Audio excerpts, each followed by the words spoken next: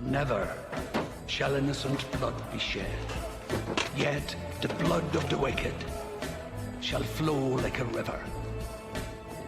The three shall spread their blackened wings and be the vengeful striking hammer of God. You people have been chosen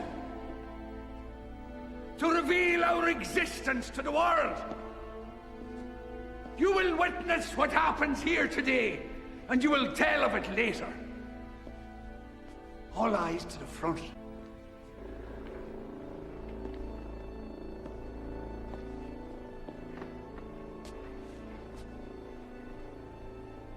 You must watch, dear.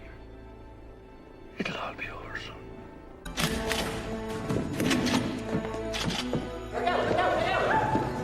Now you will receive us! We do not ask for your poor, or your hungry. We do not want your tired and sick. It is your corrupt we claim. It is your evil that will be sought by us.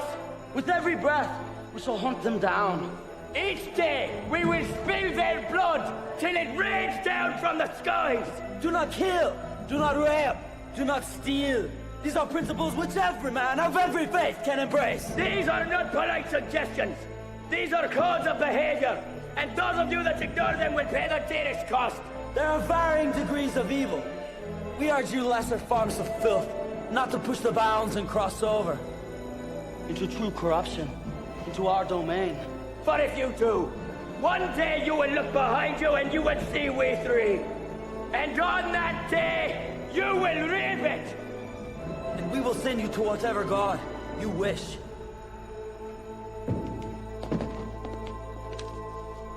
And shepherds we shall be, for thee, my Lord, for thee. Power hath descended forth from thy hand. May swiftly carry out thy command. So we shall flow river forth to thee, and teeming with souls shall it ever be. In nomine Patri. Et Filii, Spiritus Sancti.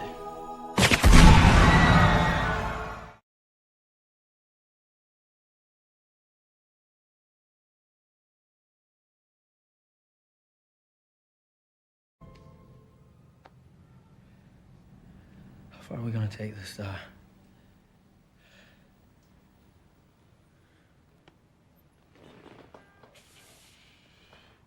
The question is not how far. The question is, do you possess the Constitution? The depth of faith to go as far as is needed?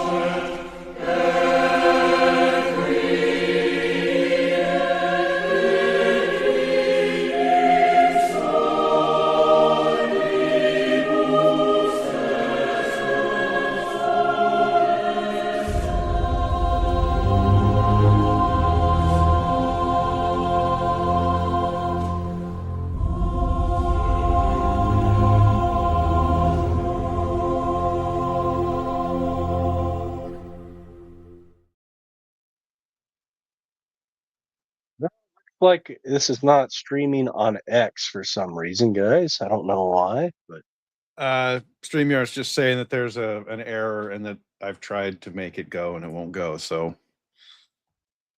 probably just YouTube only today. okay. Well, welcome to another episode of the Resurgence of Sanity with these three doofuses here. We're not really that, but Yeah, whatever. I included myself in that. So Well, I mean, what are we supposed to call ourselves? Something pretentious? we're the smart ones, guys.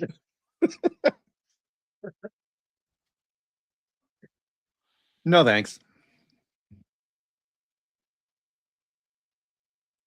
We're talking about the special days. It's really her special days, guys. You know, guys don't really care about special days. You know, we might like a birthday cake or something for our birthday. Besides that, I think we're all pretty good.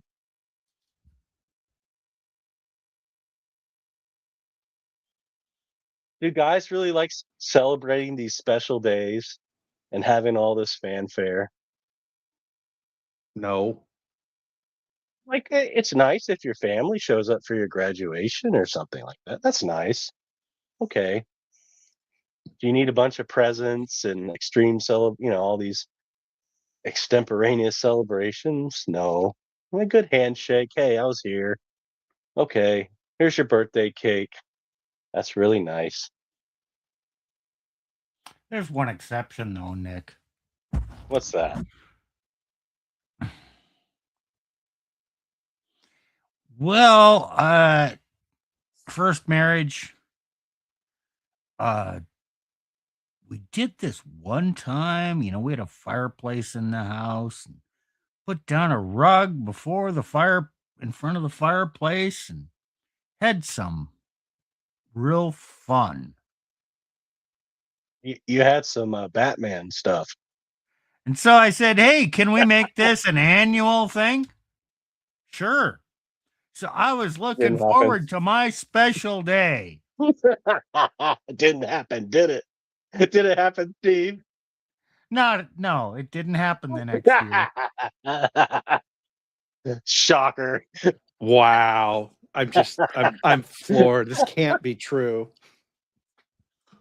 So yeah, guys look forward to special days too, but it doesn't always work out. Well, I don't even celebrate my birthday. Like to me, it's just another day. Elena, of course, tries to make something out of it. I don't even know what day of the week it is this year. I should go look. See what she'll. Okay, it's. She won't be able to make much out of it. So, you know, and that'll be that, guys. Like for my birthday. Let's see. Honestly, I spend more time thinking about getting together with friend groups, right? That to me is more interesting than the special days. In the special days that you also have to pay for yourself. Funny how that always works out that way, huh? Yeah. You know, I remember this, you know, growing up, you know, there'd be as a kid, you know, my dad would have his birthday and there's Father's Day and you know, it was always the most difficult thing to shop for him for. You know, I have two sisters and a mother. I figure out kind of what they wanted. You know, it was okay. I could figure it out. My dad, I couldn't figure it out, and nor did he really ever want anything. 'Cause if he wanted something, he'd pay for it. You know what I figured out what he wanted when I got older?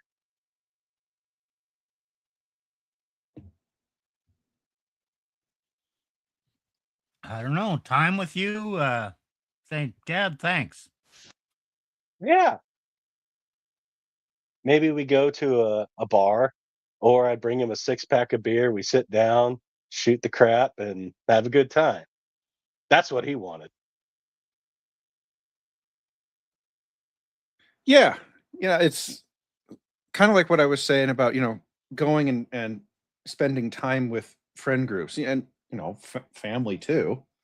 Um, I spend a lot of time talking with my dad just on the phone. And it's just, it usually starts over, some other thing, but we'll ramble for hours. And he's not a young man anymore, and he wants to tell stories. So I'll let him tell a story or two, and then we'll chat about it. And that takes a couple hours. Way more interesting to me than having a formal get together birthday party. I couldn't care less about Oh, that's like effort. that. Well, no, it's not just the effort though. I don't, effort can be a form of currency saying, "Hey, look, see, I put time into this." But there's the expectations and there's the, and just frankly, it's particularly with the parties. It is such an imposition on me. And I know I'm sounding selfish here. I just don't care right now. I have to get dressed up. I have to, go somewhere. I have to spend hours talking to, in the case of her special days, other women I really don't care about. Right. And I have to play nice with these bitches.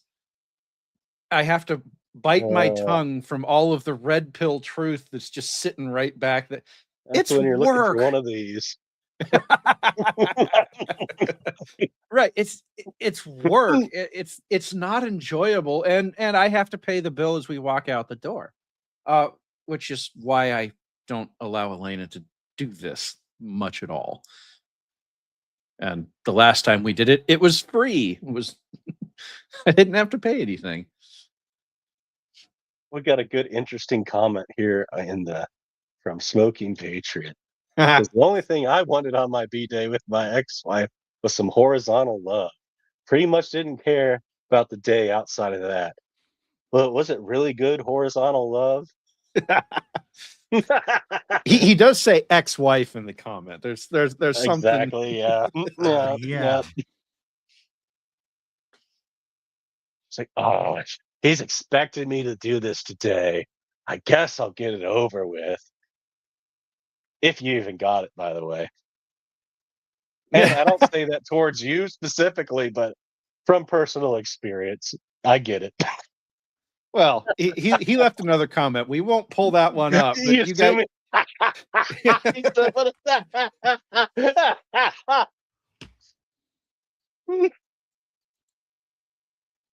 Oh yeah. Yeah, Hey, well, the things that men want for the one day a year, do you really ever get what you really imagined or wanted? Some the guys thing might. is, special treatment on your special day wouldn't even be a big thing if you were getting some regular intimacy. Ooh, there you go. Steve, that's true. But I want to build on that because Okay. that would require not only that the woman give you something on your birthday, but in order for it to not be a big deal, that would require that she gave it to you frequently throughout the rest of the year when it wasn't important. And Steve, that sounds like a work. And they're not here to do work for the man. No, the man is here to work for them. You know? Which is exactly why they need so many special days. Because it's an excuse for a man to show how hard he's going to work to make her happy. Oh. Are we talking about pedestalization here? I know we have this huge list that, by the way, Plutarch's wife helped us build together. Thank you, Elena. I have something to positive say about you today. You did a great job. Thank you very much. Can I You're tell the very welcome. background story? Sure. I kind of came up with this idea. Well, her special day. Elena, make a list of the special days. I named off a few, and she came up with a list. Got up to 38. And then I said, Elena, that's too many. How about you rank the really special days and the also, well, what? The lesser special days. And I could hear, okay, I live 1,500 miles from her and Plutarch. I could hear the groan from here. My groan. Ah, I can't do that. And then, so I did it. And then she took that list of 38 and she rounded it up to 40. She's at 43 right now. I like teasing Elena. And for some reason, she puts up with me. She says she doesn't enjoy it. And yet she still shows up for it.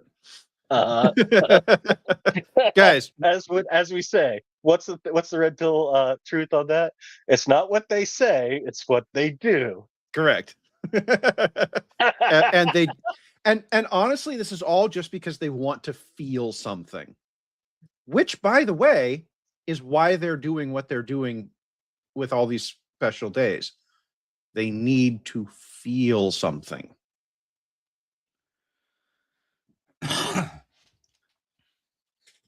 And go ahead. All right. So in the red pill, we talk about gynocentrism, or everybody, society in the West, or you could almost say globally now.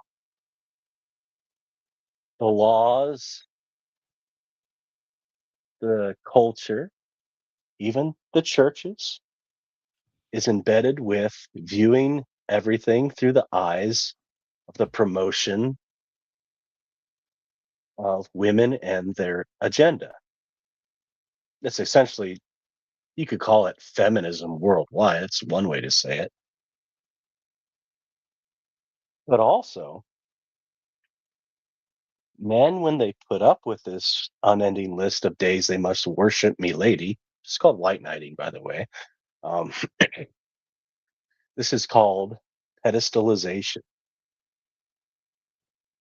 which means you put your woman up on a pedestal and you basically, your world revolves around doing whatever pleases your woman. And a lot of times it's in the hopes of her putting out.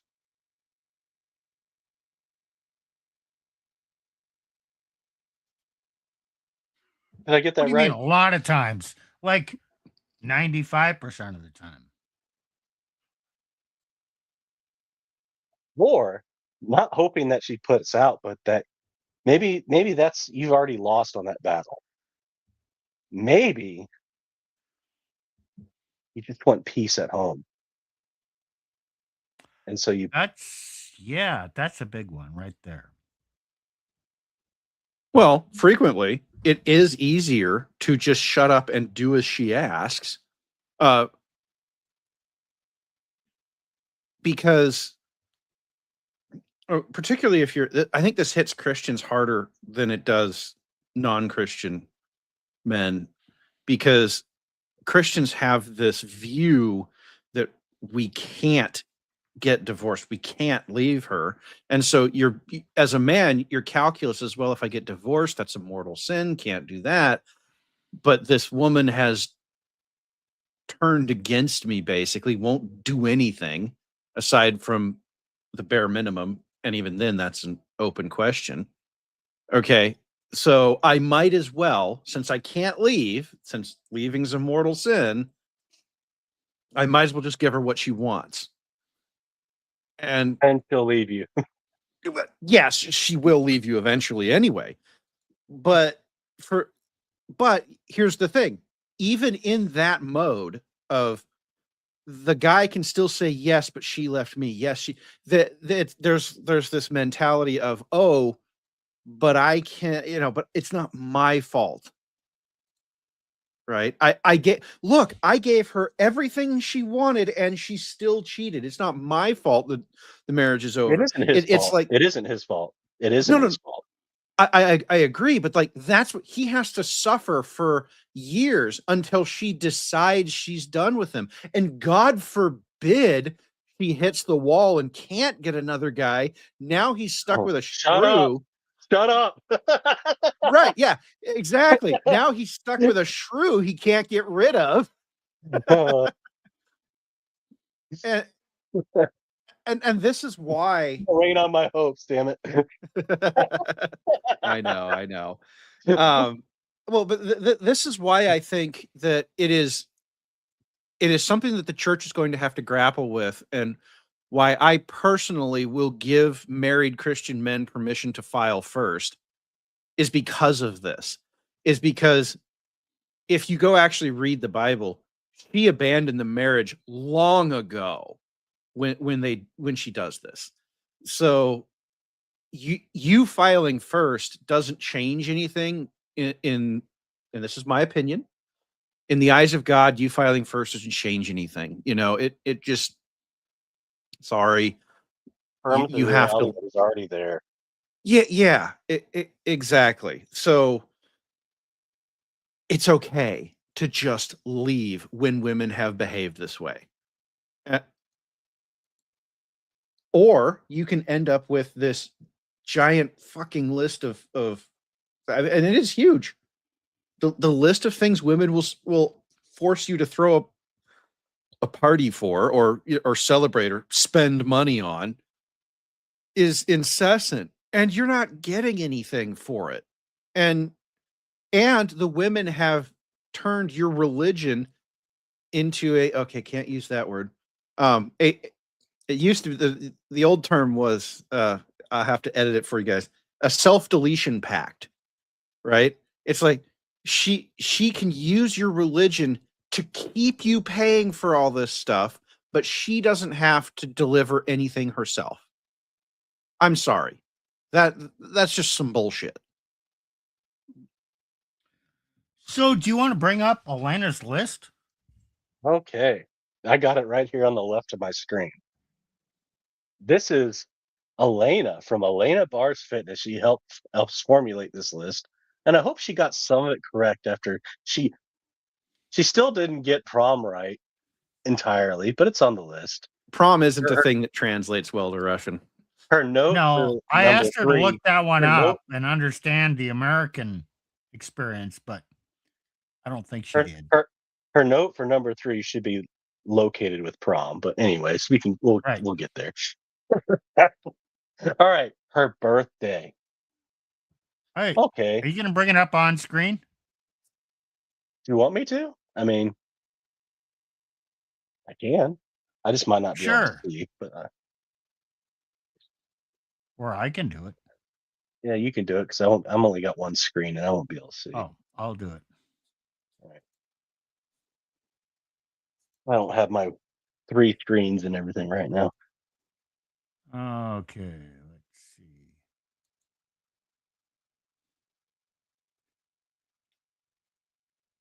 I mean, we all have the list. Any one of us can bring it up. It's just whoever's got it first. While he's bringing it up, we talked about her birthday. It's not wrong to celebrate her birthday, guys. Not a big deal. But is it a big deal? Well, okay. Here's how I look at the birthday thing. First, on Elena's birthday, we don't go anywhere. She just gets a nice dinner. Okay. Cool. You get her a cake at least? Come on, cake and candles. No candles. She doesn't. That's not a big thing in and the cake she wants doesn't really go with candles very well. She likes this tiramisu type cake that It's an easy thing to get. That's not a big deal, right? Hey, no. maybe a No. gift. Oh no. Is that Okay. not enough? No. I do not buy her gifts, and there's a reason why. Oh. Okay. Because that woman spends more time on eBay and Amazon. If there is anything she needs, it's already on the way. Okay. So no, I don't buy her stuff. She's she can take care of herself like a big That's girl. not just your woman. That's most women. Right. Maybe every woman. But Steve, my point is you can apply my methodology. The other men can apply my methodology to their women. It's like, look, you've got access to eBay, Amazon, whatever, a Walmart, whatever we already know you have what you need because I see the endless train of boxes on my porch and when I come home from work every day, right? They don't need more presents, but they want them, which is why the birthday's such a big deal. Yeah, okay. It's not about the present. It's not really about how much money you spend on her. That could be a proxy that women could evaluate. It's really just about making her feel special and doing something out of the ordinary to celebrate her existence. And yes, this is a good thing. If you have a good woman, yes, you do want to show her your appreciation. Oh, it's your special day. Yes, we're going to do something special for this. That's a good thing. But we're going to go through this entire list. So obviously, 43 times a year is a bit much. Well, no, this isn't per year, but you get what I mean. Well, what if she expects you to not only get her that $1,000 Coach purse or whatever it is, Louis Vuitton? I don't even know how much they cost. Don't care. Oh, but then you got to take her out to this nice, fancy, expensive restaurant, invite all her nasty friends, and then pay for all they're going to get sloshed. And then who gets stuck with the tab? Well, that's your job as the provider man, right? You're big red pill provider man. You should have the money for this. Nick, obviously you're not up on things. That Louis Vuitton bag is going to cost $1,500 minimum. Oh, that's inflation for you. Yeah. Yes, sir. If you're taking her, okay, you're not taking her to Joe's Diner for her birthday. Not even Chili's? Dang. So if you're inviting her friends, you're looking at $600-800 tab, because it's got to be a decent place, Otherwise, it doesn't count. So if you're the kind of guy who has to show your woman attention and she's measuring it by how much money you spend, you're doing something wrong.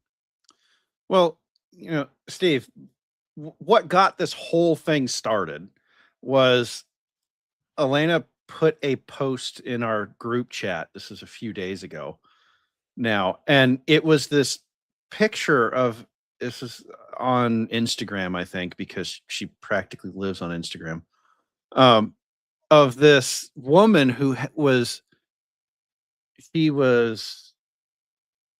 getting pregnant. She was pregnant. It might have been like it's not on it, or it's on the list later down.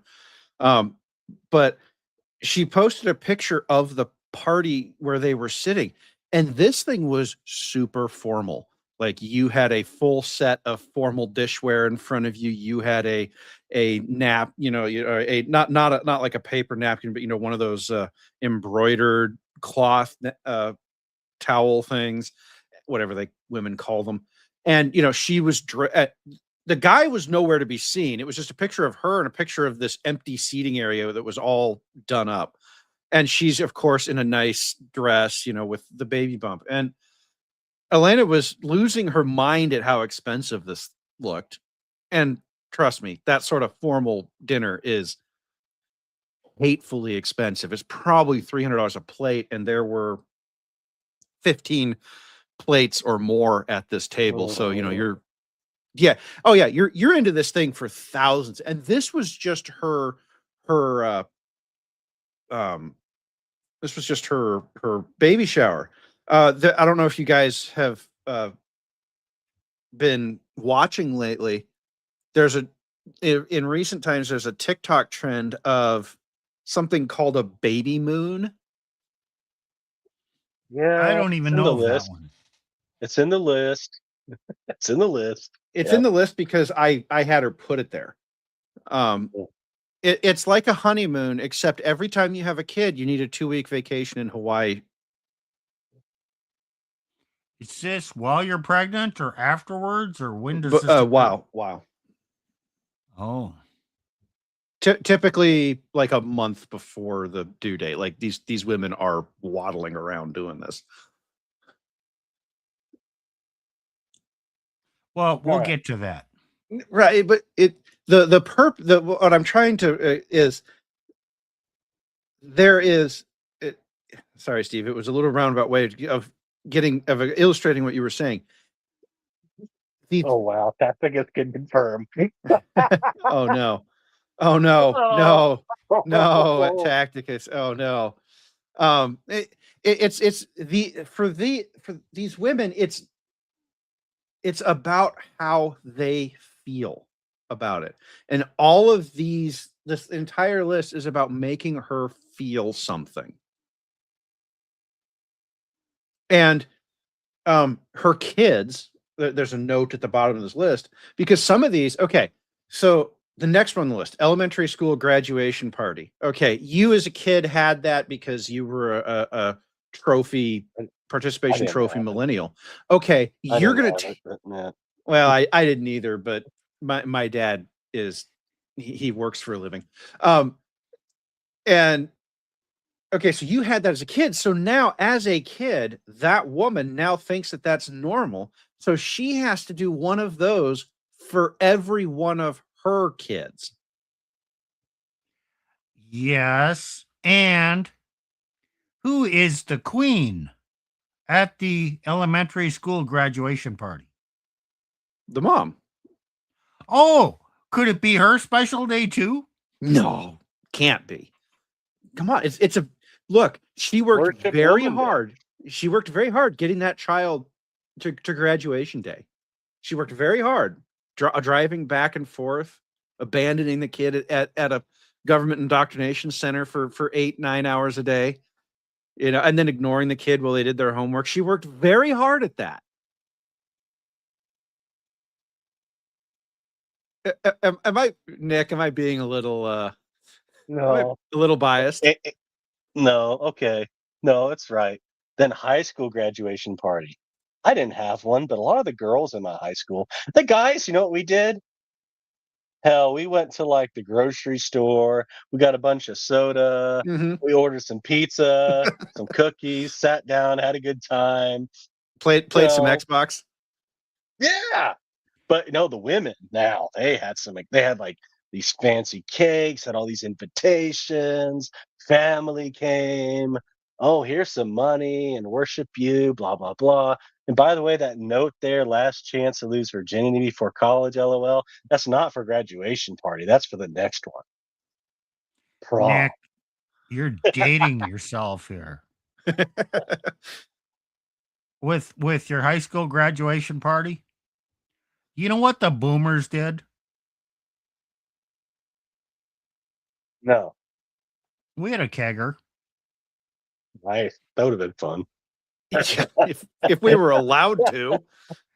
Oh, you know what? There was a change. When I was in high school, oh yeah, there would be. Okay, I grew up in a rural town, not high society at all. But yeah, there were a lot of keggers out in the country. or somebody with their parents' permission would open up their barn. There'd be a keg there and everybody showed up. That the amount of shit that the boomers got away with, that younger people just said, "Oh my God, no, we can't do that."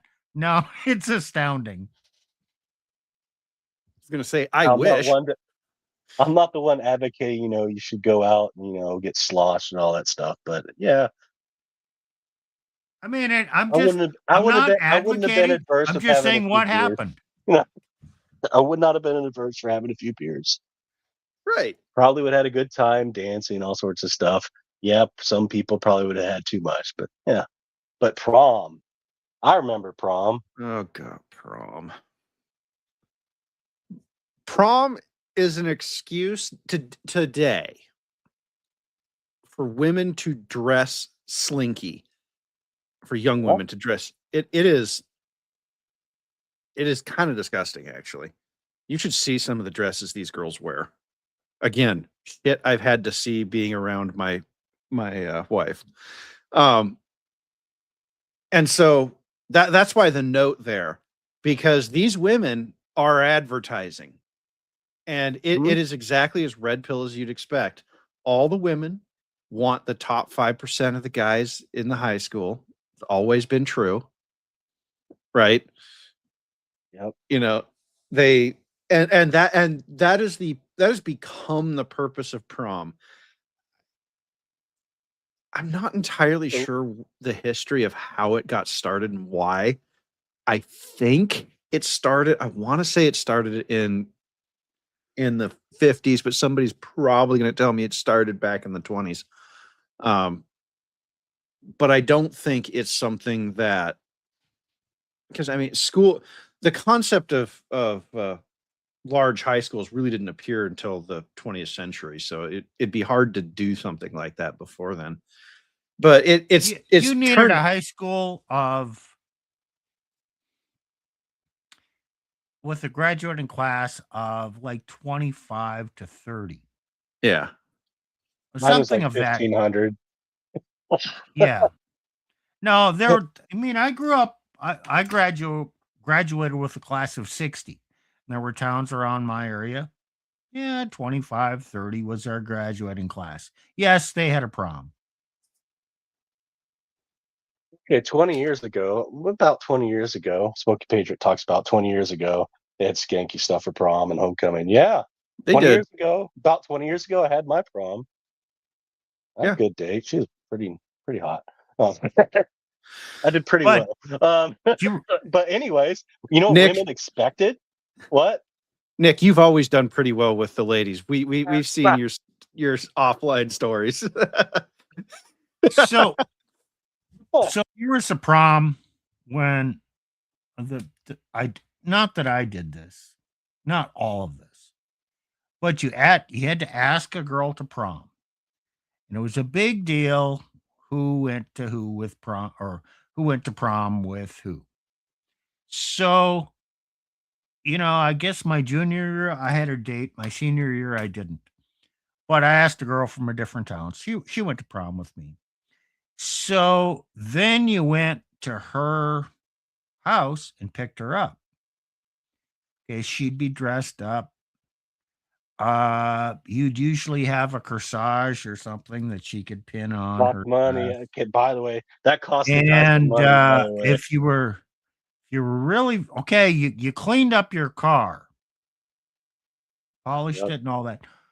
Or you got a limo. And if you really wanted to go all out, you would hire a lemo to bring you. But I didn't do that. That's money. That's money. But I anyway, didn't when do you that, got but most there, of my friends did. okay, then it was important to take pictures. Oh, I did that. Okay, and her mother would take the pictures of Nope. of her daughter and the daughter's date, me, whatever, whoever, at going to prom. And then you'd go to prom, and then you'd have the grand entrance into prom. It was like a royalty bullshit thing. and everybody would have to walk through, and they'd be taking pictures, and it'd be in the yearbook. It's a big deal, but it's all about a woman's special day. Guys really didn't give a shit about prom, except, Well, they did. maybe I'll get to make out with her, and No, who no, knows no. where that'll go. Right. Last chance to lose your virginity before college. Exactly. For the men, prom is a chance to see who the actual hot girls are and try to get try and get with one of them. Like that's for men, that was the deal. I think if it wasn't for the women dressing up skanky, the men probably wouldn't go. Yep. It cost me a good amount of money to do all that. Oh yeah. Then you had the professional pictures there too. Yes, professional pictures are the order of the day now, Steve, by the way. Oh yeah. Oh, sure. And then we can't forget the competition. Of course not. What is the competition? Prom queen, prom king, and Exactly. I have to look better than the other girls because they're watching. Okay, you have it's a popularity contest. The girl who gets to be prom queen. That's a big deal. But then you have the runners up to prom queen, which is okay. I didn't get to be prom queen, but I was a runner up. You're in the court, man. Yes. Oh, the court. Was this kind of a faux royalty thing? Yeah.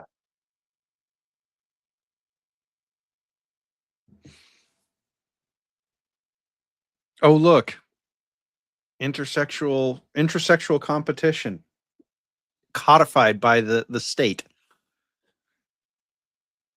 This is actually a bit of training women for the future that the state desires for them, competing with other women for the top 1% of men. But did the guys on the court really care? No. Again, by itself, the guys wouldn't care at all. But they cared because it determined the quality of woman you could get, right? So prom essentially turns into men competing for the attention of women. And if it wasn't for that, the men wouldn't even show up. But hey, if I can outcompete the other men, get the attention of an attractive young lady, maybe I can, maybe I have a different girlfriend for the rest of the year, and maybe we get to go off to college, and then maybe we'll get married.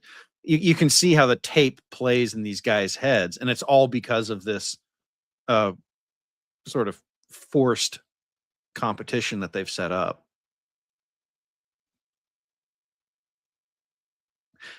No chance on the court. I was more infamous than famous, so everybody knew who I was.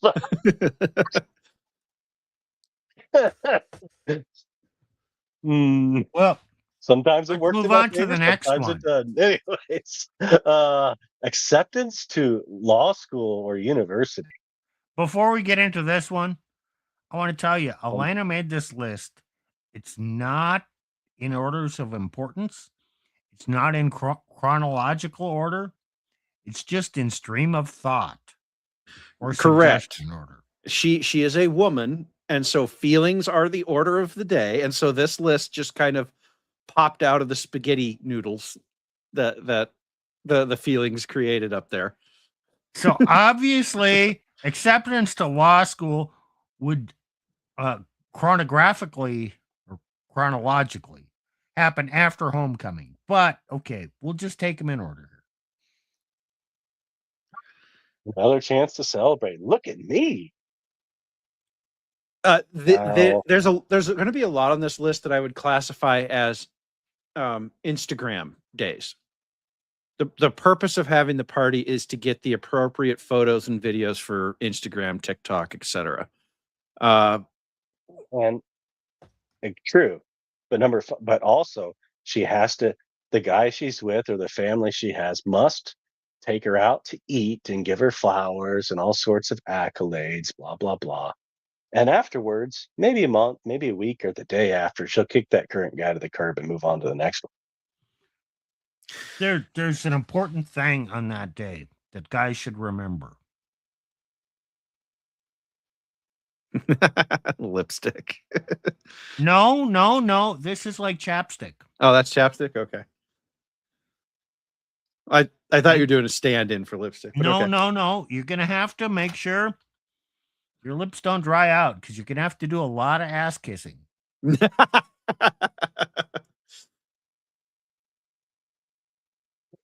Well, okay. Here's another thing that I've seen done too. Okay, so the boyfriend has to take her out on a fancy dinner for acceptance into university, but her family also has to do the same thing. So a lot of these women will try and take some of these days and turn them into multiples, like where they can actually get the same thing more than once. What? That's double dipping. That's against the rules. What rules? Rules are whatever she wants.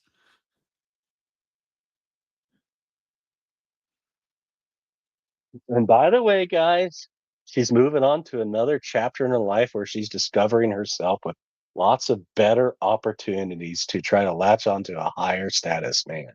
So you might be out of the picture at this point. Well, that's an interesting point because, at a high school, it's still geographical, still pretty close. You've got that. You move to let's say you are the top 1% of your high school. Let's just say that you're the top dude at your high school. Okay, you go to college. Let's say you go to the same college together. You were high school sweethearts. You did all the proms and all the homecomings, which we'll get to next. Okay, you did all of that together. You were pair bonded. Okay. She's going to go to that college and you're not the top dog anymore. You're a freshman and there's all these seniors out there, and some of these seniors, they're hot, and they've got, they come from richer families. You're not the top dog anymore. And what is she going to do? Well, women left to their own devices chase the top 1%. And the top 1% is no longer just you from your 100, person graduating class. It's 10 of you. It's there could be 1,000, in that class. What? There could Hold be on. 2,000. You're not saying she's going to go to those frat parties. Oh, she's going to get one of those pretzel. rich boys that was given a Porsche 911 for his graduation present. You're not saying she's going for him, are you? Look, I was the guy in charge at the frat parties. I can tell you what on there.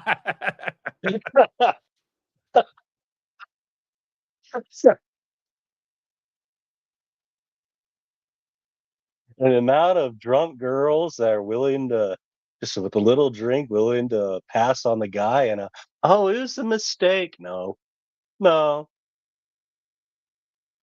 Or it's a mistake she'll never tell you about because you weren't there.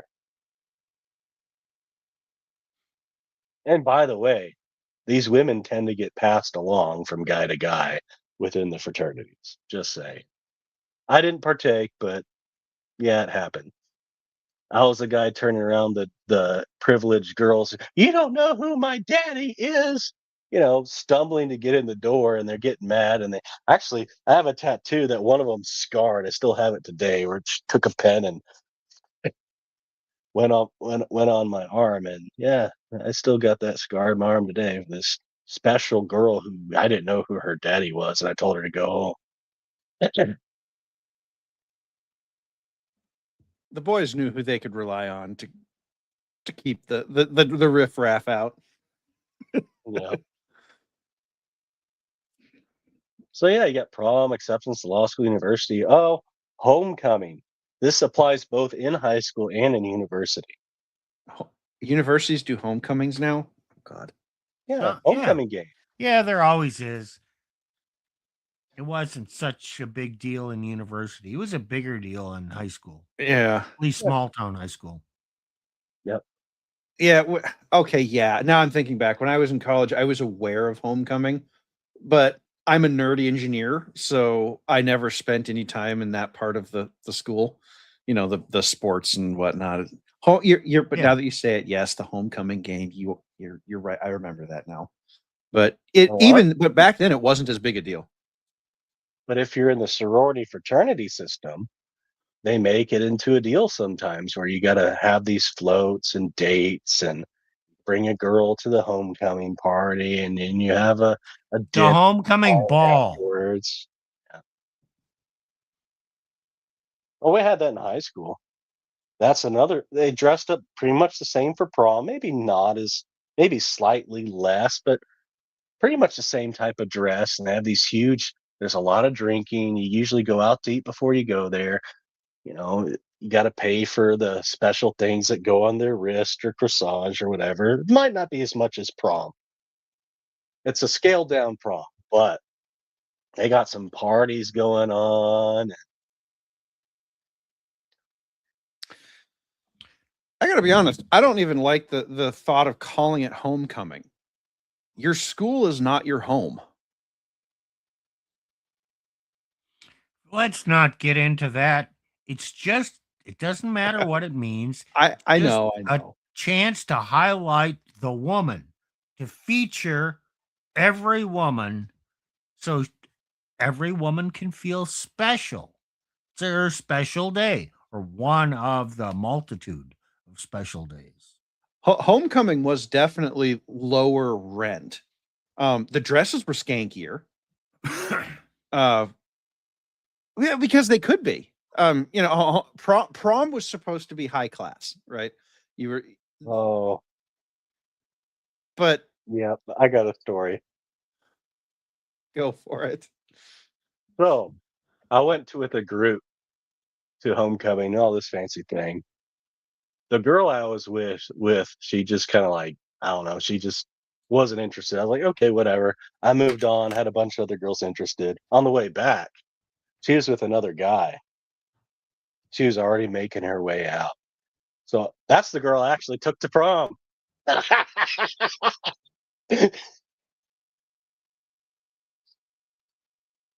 Even while they're there, they're still looking to upgrade.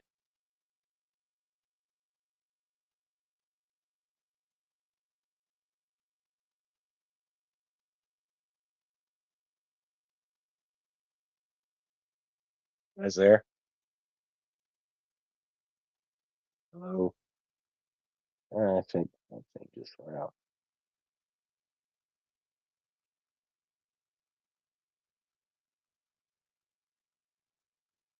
Is there?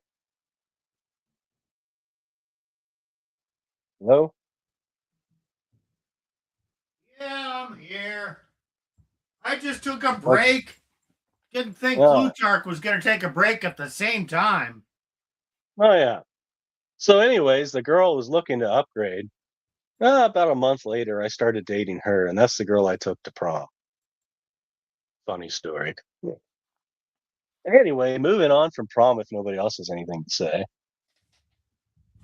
Oh, we're moving on Okay. from homecoming, Nick. Yeah, homecoming. Yeah. University graduation. Well, we kind of already covered that with law school / university. It's hey, you graduating for university? Okay, another chance to take her out, celebrate, blah, blah, blah. Okay. Now, Het's birthday party. I don't let Elena do this. And sorry, I was offline for a bit because her idiot dog managed to fall behind a couch. I had to go rescue the thing. But Elena's not allowed to do this. She does know when her dog was born, but we have no special days for the dog. However, I think you're going to see an increase in this particular one as more and more women turn into dog moms, particularly amongst the older ones, the post-wall women. The post-war women, because remember, you've got the kids' birthday party, and that's on this list somewhere. Oh, is it? Let's scroll down.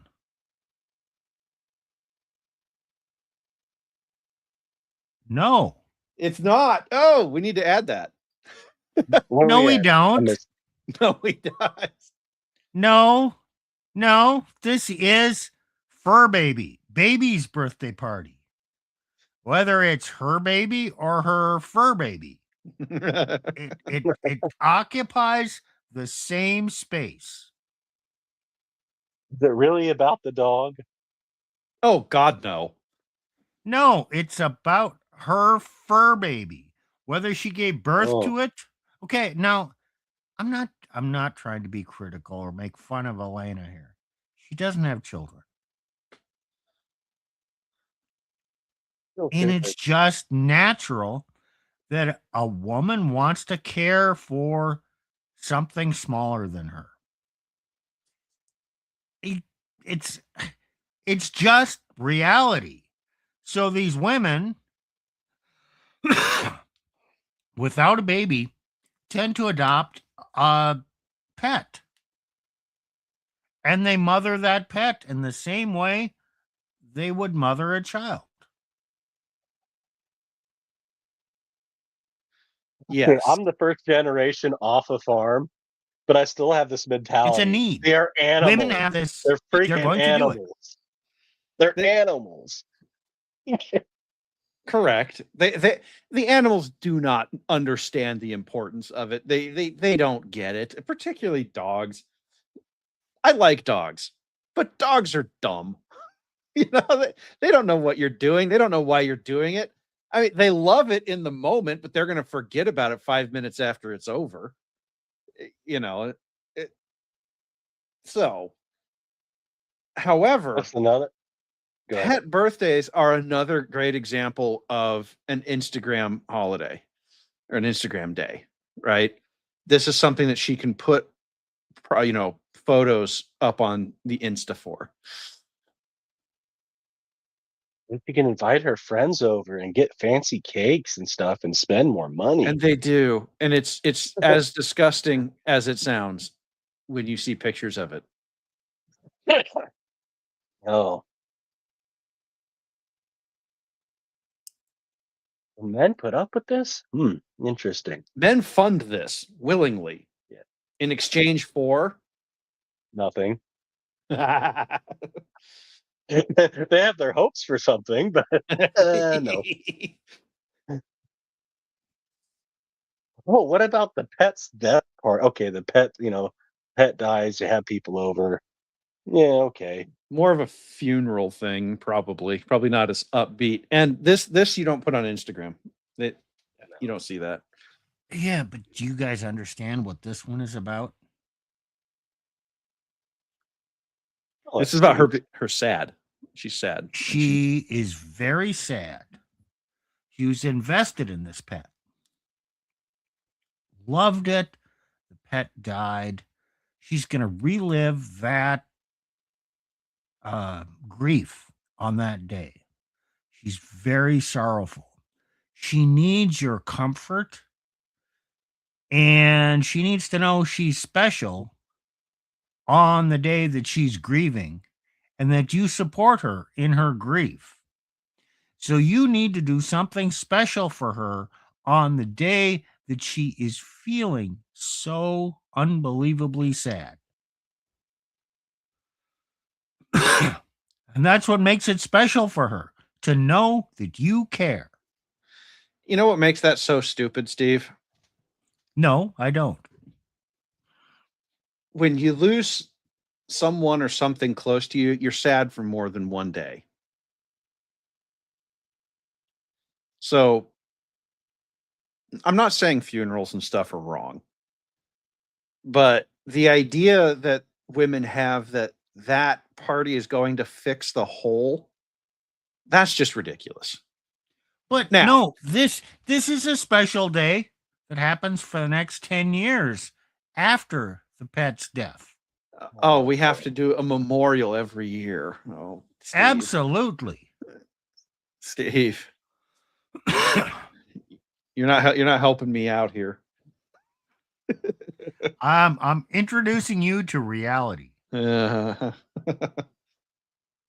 well, this is where you say, okay, Steve, but if I buy her a replacement, does that make it go away? Please say yes. Please say yes. Please say yes. At least 50%.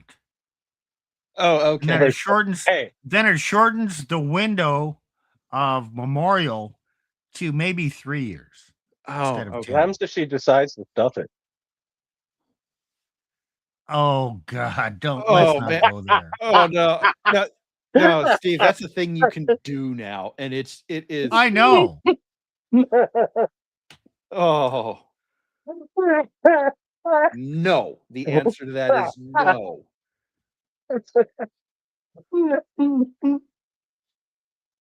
Nick, you're horrible for What? even bringing that up as a possibility. Women do some crazy crap, man. Look, imagine looking at that as a reminder. Hey, you know what? It has Tacticus, no. it has practical reasons. You know what? Fluffy can continue to hold doors open in the future forever. No, no, no. Oh no, these women will not let that happen to their baby. Their baby is not going to be a doorstop. No, that baby will be mounted on a plinth in a place of honor in the house, not a doorstop. Oh, Steve, that's horrible. I love it. All right, Steve, you should scroll down through that. Okay. Well, Oh, oh, here we go. Girls' night out. Her girls are inviting her for a night out. So you know what they do? You got to you have to watch the kids. Well, assuming you're married and have kids, right? No, no, no, no. You don't get to go out with your friends, just go shoot the crap, harmless stuff that guys do, right? Go grab a beer and shoot the crap and go home, whatever. No, she's gotta get all dressed up, not for you. More dressed up than you've seen her in months or perhaps a month, depending on how often. Sometimes it's like a monthly thing. But she's all done up. She's got her high heels on. And he promises, "It's just me and my girls going out. There's nothing wrong here. You get to hang out with your friends, don't you?" When I hang out with my group of guys, and it is a guys group, I'll put it to you this way. I put pants on. That's the sum total of my getting dressed up. Look, when your woman is getting Same as I dressed do up, now. Nick, um, when your woman is getting dressed up, particularly to the nines, and it's for a quote unquote girlfriend's anything, no, it's not. It's for the cute guy, but it's for the cute barman. It's for the businessman who she knows is going to be there that night. It's for her, and in some cases, it's just an outright excuse to go cheating. And here's the thing: even if the girls aren't having a girls' night, she can go use it to cheat, and she knows that her girls will cover for her because she will cover for them when it's their turn to do that. Hey, she came home at 3 a.m. because she was the good one and drove all her friends home. Uh-huh. Bullshit. so okay, not to negate any of that because that's true, or it can be true. But let me tell you, okay, I'm speaking from experience here. First marriage. and she didn't go out girls' night out, but she used the same rationale for other things. You get to go out every day to your job, and I have to stay home. So when you get home, it's my turn. A woman saying this, it's my turn to be off duty, and now you're on duty, on kid duty.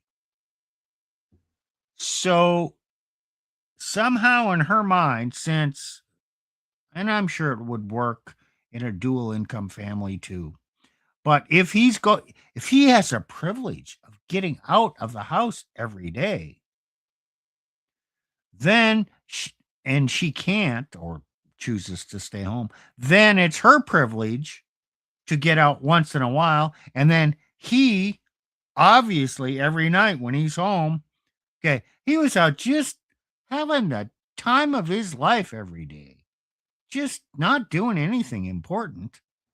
And so now he has to do his work when he gets home. So she's justified in going out because she's been slaving away every day, either at work or tending to the kids. She deserves that night out. Bitch, it is not a privilege to go to work every day. There are many, many, many things that I would do before I would choose to go to work. I don't choose to go to work. I go to work so that I can pay for your fat ass.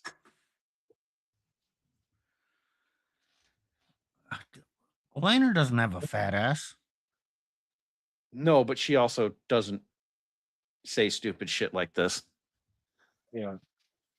No, see, Hey. I go hang out with she doesn't have a girlfriend group to go out with. So I go out with my guys, you know, it's a work thing. But you know, that's, as I said, I don't get dressed up for it. It's just a bunch of dudes talking about software engineering. Like, okay.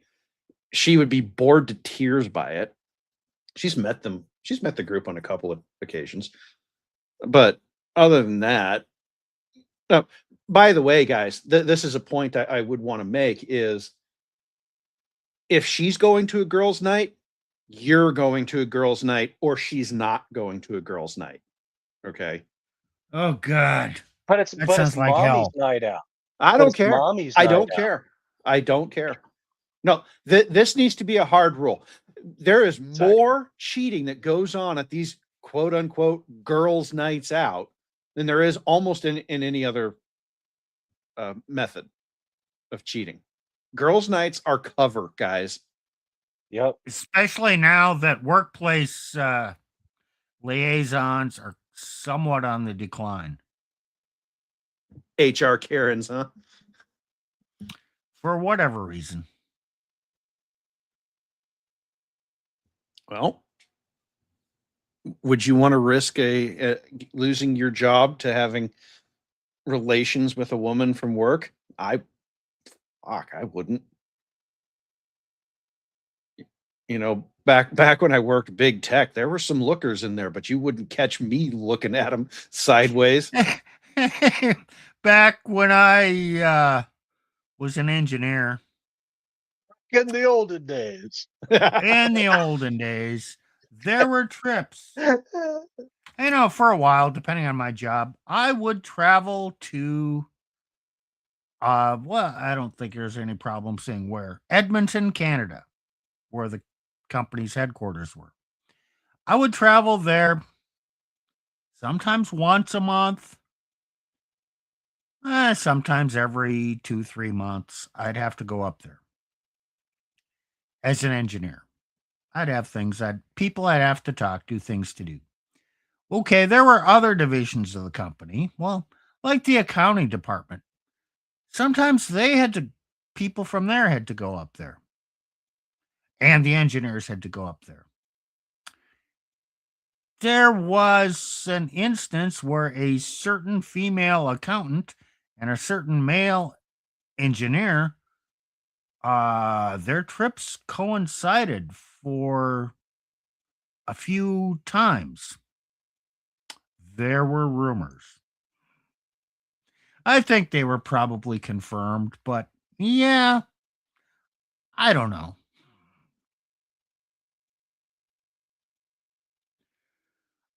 Yeah, okay, those trips, they're dangerous. If your wife is going on business trips, it's even if she's not hooking up with somebody who she's traveling with, there are opportunities when you're traveling.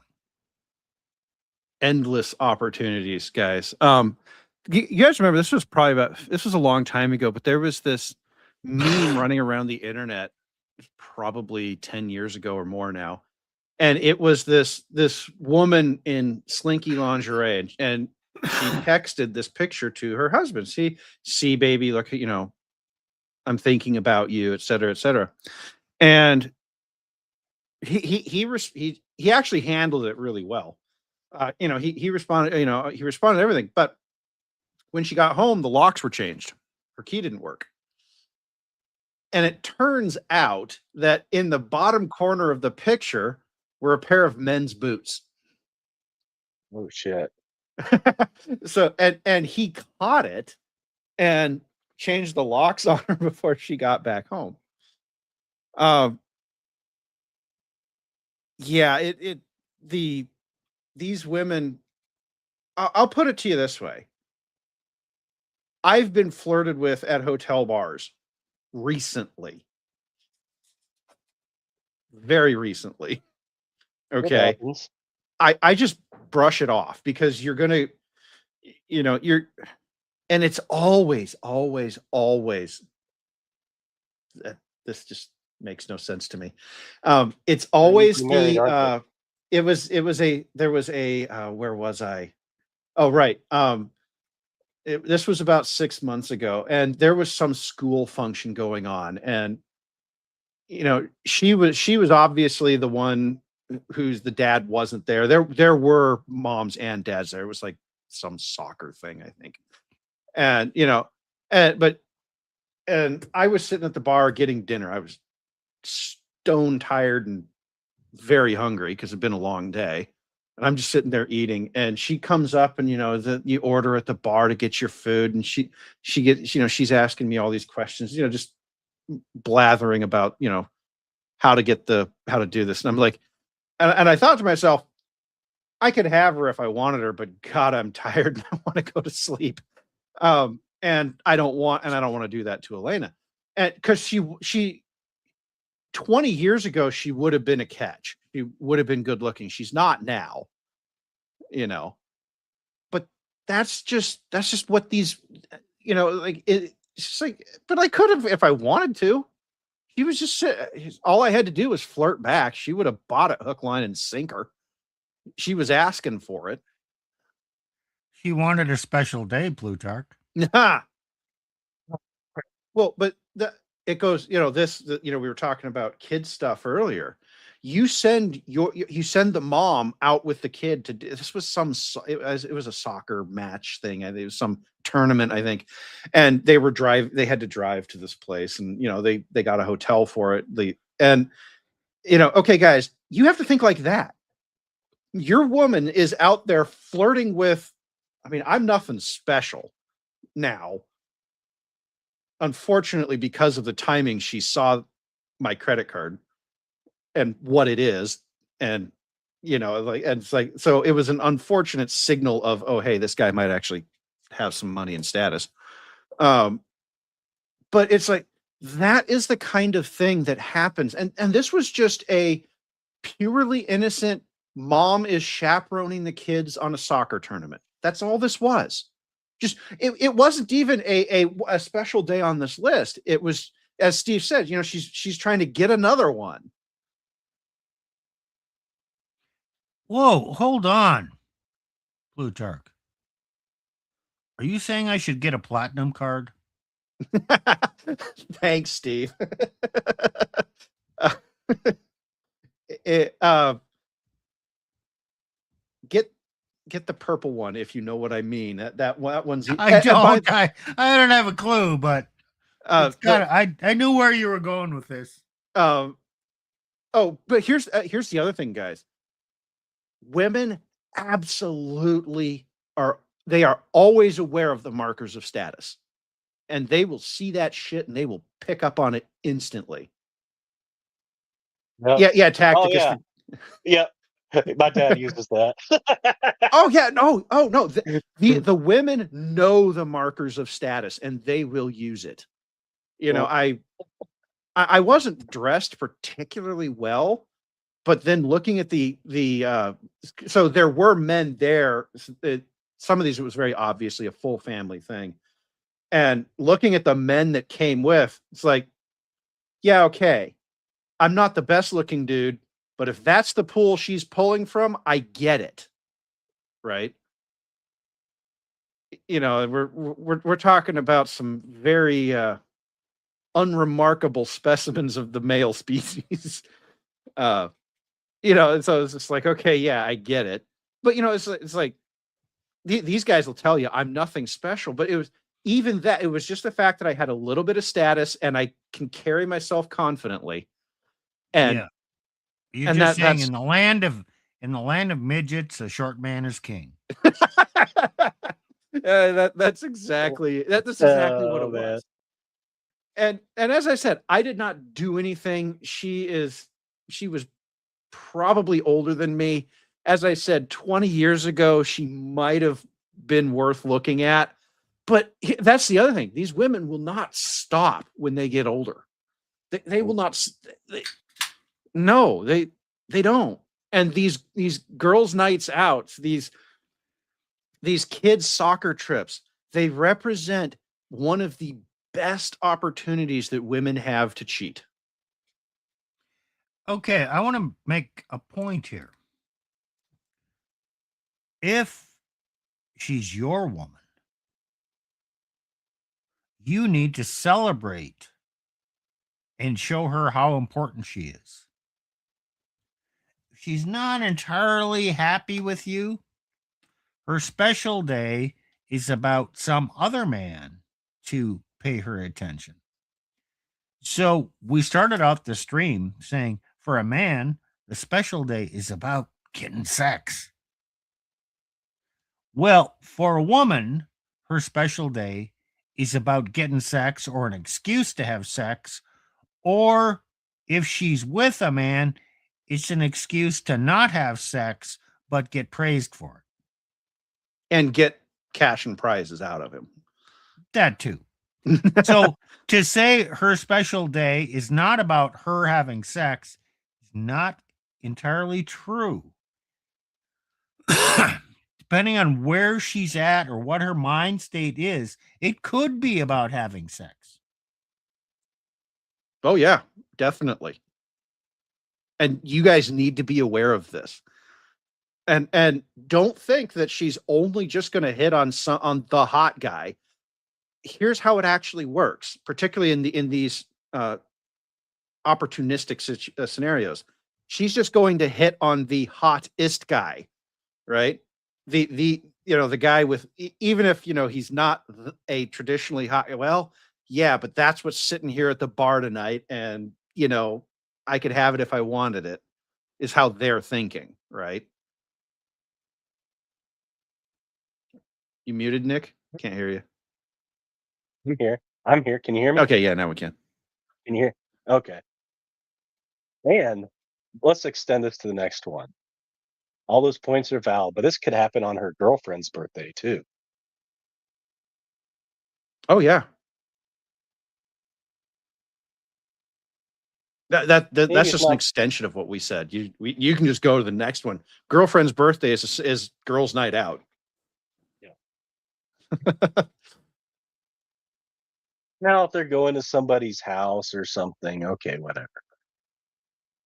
And there's usually family there, it's okay. But I'm not gonna say the danger's not there at all. It's just lessened.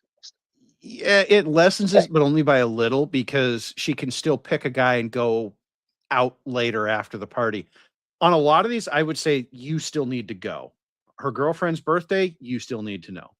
You still Yep. need to go with. Her boyfriend's birthday, though, number 12. I This think is a little Elena different. Booth's here. This is a little different, right? He I know decides what they do. Right. I know what Elena's getting at here, and the wording is not great, but it's for a list, so it fits.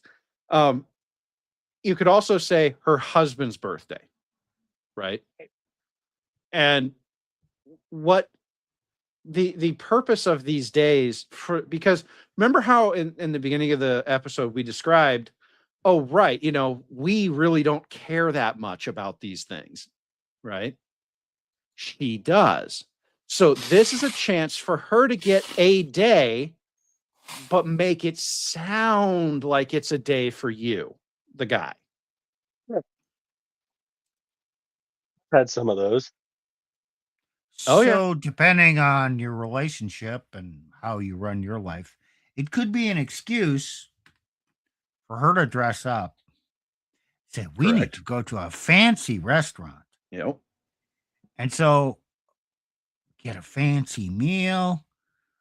You dress up, she dresses up, you go out. Oh, maybe it's one of those restaurants where you have who's the guy who drives your car? The Chauffeur. no, when you pull up to a restaurant. Oh, the valet. The valet, yeah. The valet parks your car, you go in, you have really fancy meal, and it's just wonderful, and it's the experience. Who has to pay for that? The Yeah. guy does. Yeah. But she's gonna feel so good. And she still got to won't give you experience it anything. with you. Right. She still won't give what you you really want. right. But and I have actually experienced this with my ex. They try to make sure it. You remember the old saying, "Methinks the lady doth protest too much." Well, that's what you can get out of these. Is she goes over the top trying to make sure that you know that this day is really about you, and they'll even say, "Oh well, I'm getting dressed for you, babe. I'm getting dressed for you. I don't normally wear stuff like this. Is for you." It's like, no, it's not. Put it to you this way. Aaron Clary, we do we agree on everything? No, but he made this point in the book, and book we reviewed, and he's made it in prior books. What do men actually want? Well, okay.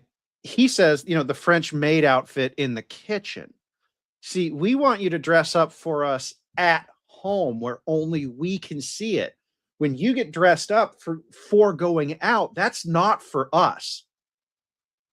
That's for the rest of the world. That's for all the other guys out there to see how hot you are. When you get dressed up at home where no one else can see it, that's how you tell us that is for us. When you say, I'm getting dressed up and I'm hiding it from the rest of the world so that only you can see it, that's how we know it's for us. This was a thing with my ex. I'm just saying, like that. I'm if Battle scars. Well, yeah, exactly. Battle scars. There's a simple solution here. Say, honey, we're going out for my birthday. You get dressed up. I made reservations. So she gets all dolled up. You get in the car. And you go to the A&W drive-in. Nice. Say, it's my birthday. This is what I wanted. And just see her reaction. Oh man, if I tried that with my ex, I would have been read the riot act right then and there. Oh man, that would have been. I can imagine the screeching. Nick can hear his ex's voice already, and I have the same flashback going in my head. Don't imagine grabbing her hand and taking her to the bedroom. It won't happen. No, not that. No, if you pull that trick, Steve, you ain't getting nothing when you get back.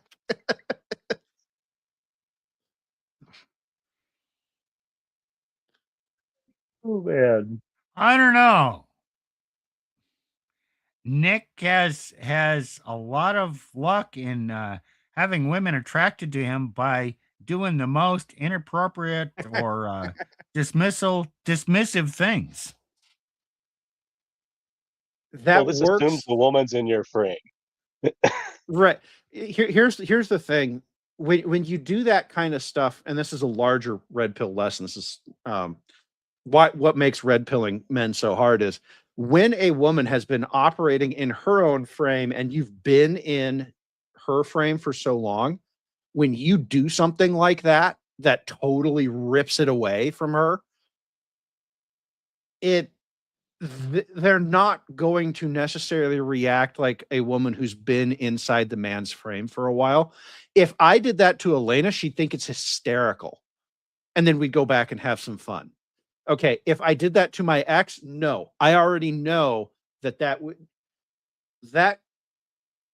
creature was never going to give up frame on anything. Okay. So it doesn't and this is a point that I think a lot of men really need to hear is that there's a lot of women out there for whom it doesn't matter how alpha you are. You might be able to keep her for a night or two or even a short-term relationship, but she is never going to give up and submit to your frame long-term.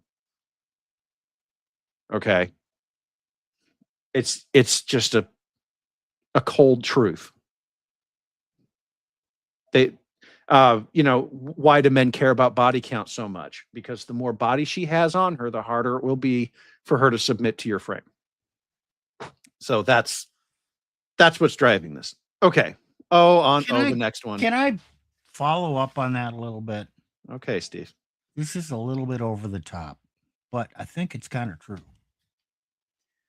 If you're falling into her frame, she needs these special days where you are subservient and kiss her ass and all that. Yeah. Make her feel great. Yeah. If you're the man with the frame, then you just make light of all this. And in the process, she thinks I'm just lucky to be with this guy. And if she thinks she's lucky, then every day is her special day.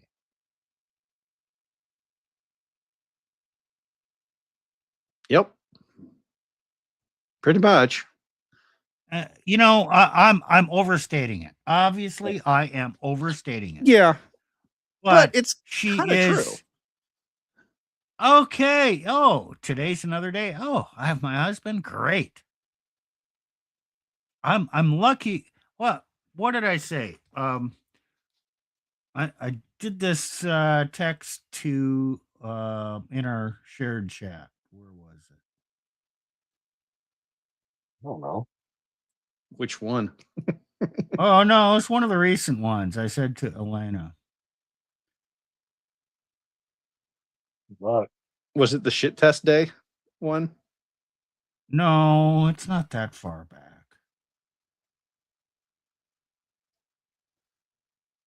Oh, here it is. All women hate the club of women and aspire to be an auxiliary of the club of men. Yeah, that's true. So that was in relation to I give Elena shit. I guide her. It's all in fun. I think highly of her. But she loves it because you know what? giving her some praise from a guy who gives her a lot of shit means a lot. If it was a simp who was giving her praise, it means nothing. It means less So- than nothing. She's actively disgusted by it. Oh yeah. So Except she gets attention. women get just tired of all the bullshit and fluff of being among women. Because oh man, it just sucks. But to be invited along with the men and to be in the auxiliary, kind of treated as the little sister, little brat, whatever. Oh, I get to be with the men. This is fun. Well, if they have that same attitude with their husband or their boyfriend or whatever, she is following. And that makes it fun. If she's leading, it sucks for her. Pretty much, actually. That's how it works, at least in our relationship. And yes, she is a little brat. That is an apt description. But she enjoys it, and it's, we said this before. Women are teenagers. They're young teenagers, not the moody 17-year-old, more like the 13-year-old who hasn't quite figured out that they ain't all that in a and a barrel box of chocolates to go with. But she absolutely loves being around the guys, being part of the guys club. Could not care less about being part of the girls club. Right. I do want. It's Go ahead. it's just typical. I mean, I think it's healthy. Sure. Yes, for women. Yeah. Well, we can see what happens when women create clubs of women. You get Longhouse Karens, and we all. Yeah. Okay. Hey, Nick. Yeah. She put the next one on here just for you. Oh yeah. Well, we can. I'll read 3 of them off because they kind of all go together. Weekly veneration of women in church, daily celebration of women on social media, daily veneration of wives and mothers on social media. This is the whole gynocentric worldview. Worship women. This is a societal pedestalization of women in society, but also in the church. So in the church, weekly veneration of women. Oh, thank you so much, Miss blah blah blah blah blah blah. Never ever rebuking women and uplifting the women in the church. They're such angels. Bull crap. God's word cuts both ways, whether you're man or woman. God does not care. He's going to uphold you to a standard either way. But instead, the church simps and white knights for women in the church weekly. And on social media, it's probably throughout the week. Daily celebration of women on social media. Absolutely. You see all the simps in the DMs and on the comment section. Anytime a guy ever says something critical of a woman or tries to hold her up to logic or, data. Women are so awesome. And you see this even on business social media as well. They have Women's Week and Women's Days and blah, blah, blah, blah, blah. Celebration of women in the workforce.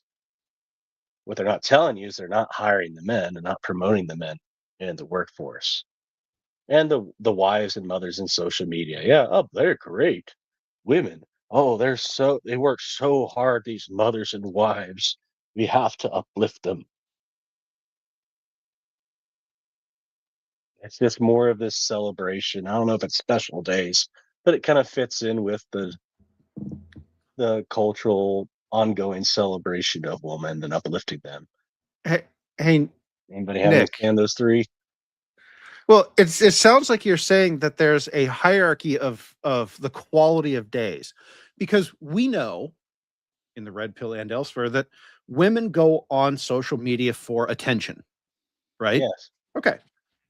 But it's not the same attention that you get when you have a special day, a birthday, a party, right? You get dressed up. No, this is the normal attention, but it is normal. I should not have used that word. This is the lower level attention, right? This is that background attention that women have to have every day so they don't spiral into a deep depression. Okay.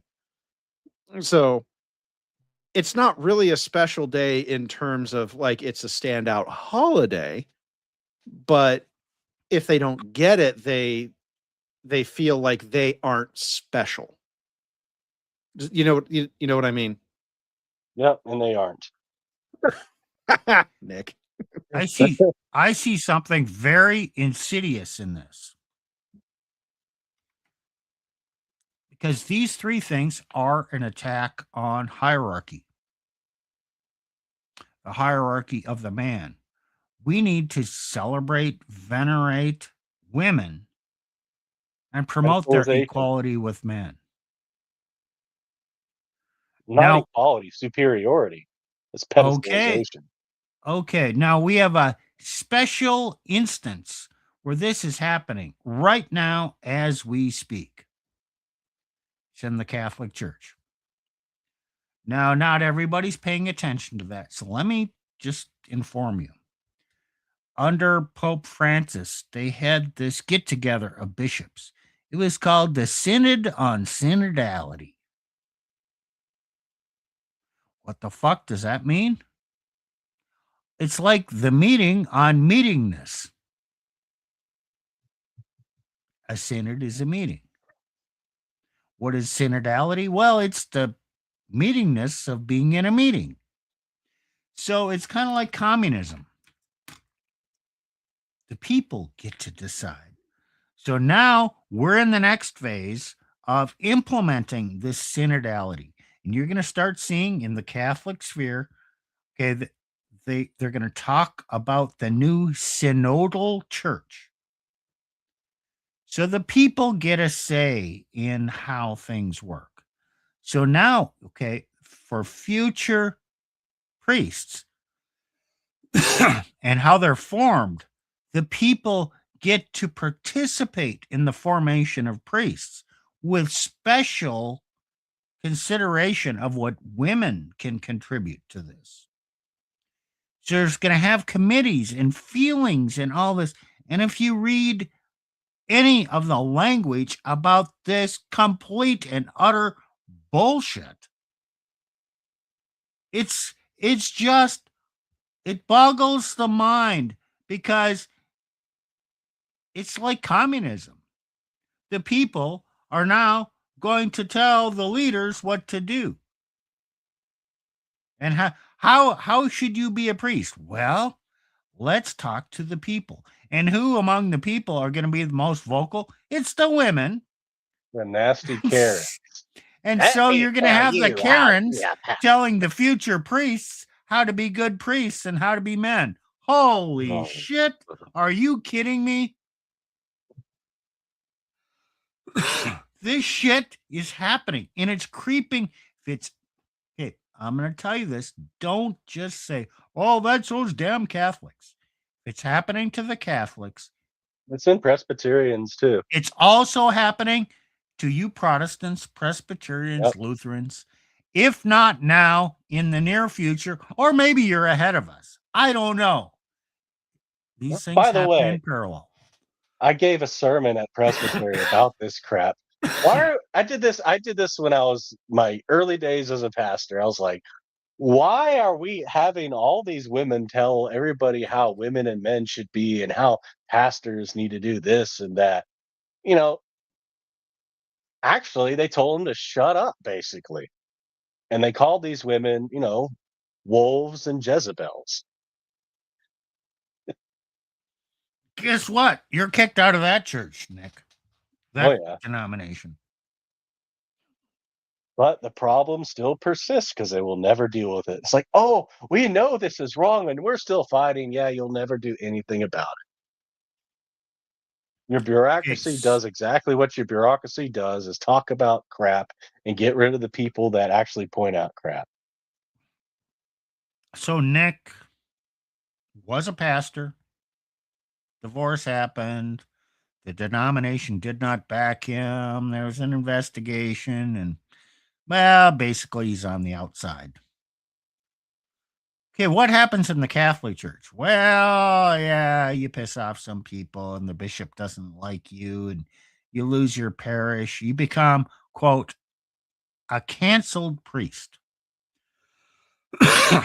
you're not defrocked. You still are a priest. You just lose the ability. You lose your parish, your church. Okay, so now you're just kind of out in la la land because you're no longer wanted there.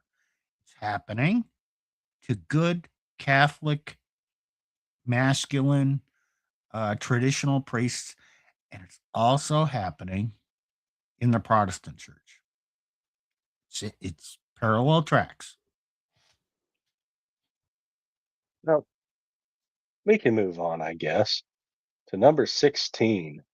Housewarming party, moving to a new apartment and house. That's where she gets to invite all these people over, throw a party, spend.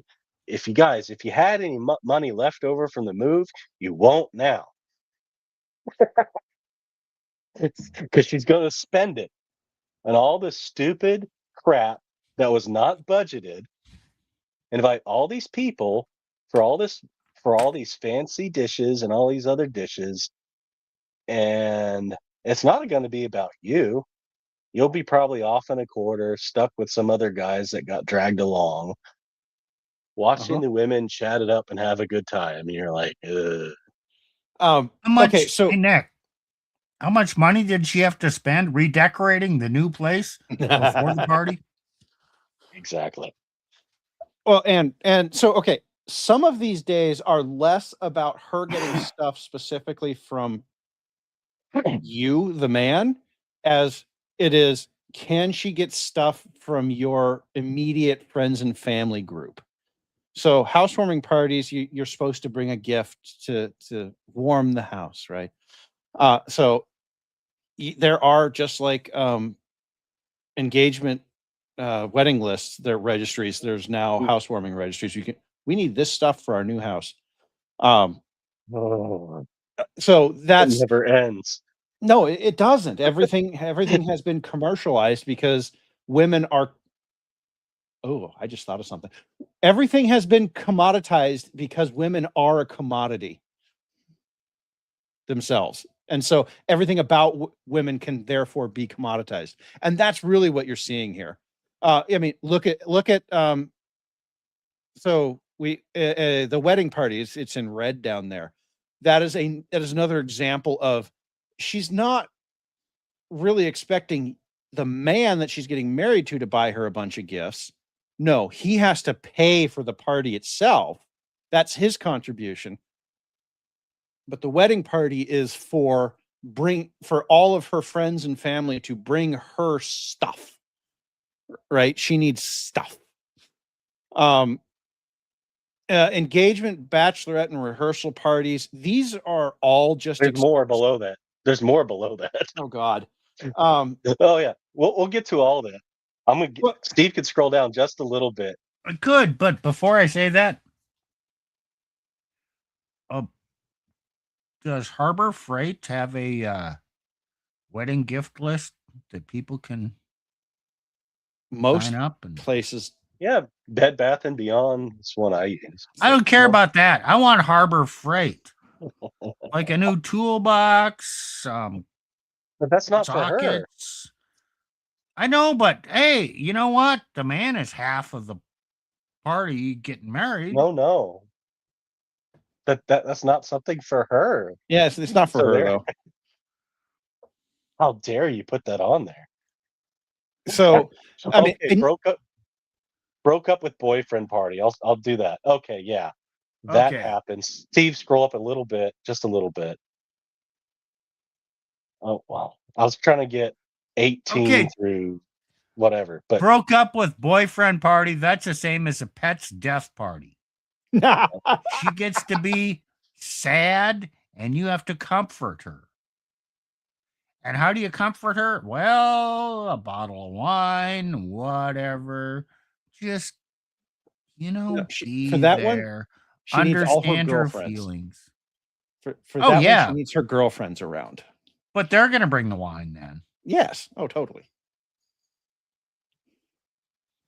Okay. Oh, when I broke up And with my she girlfriends, gets to be I the grabbed a center. Since it's her breakup, she also gets to be the center of attention. Mm. Yeah, when a guy breaks up with his girlfriend, at least one for me, I went to the store, grabbed a 6-pack of beer, probably finished half of it, and then went to sleep. Or friends found out that night or the next day. They said they dragged my ass out somewhere, maybe not out, maybe to a bar, maybe to their house, and we just kick back and shoot the shit. Yeah, that's kind of how mine went. There was some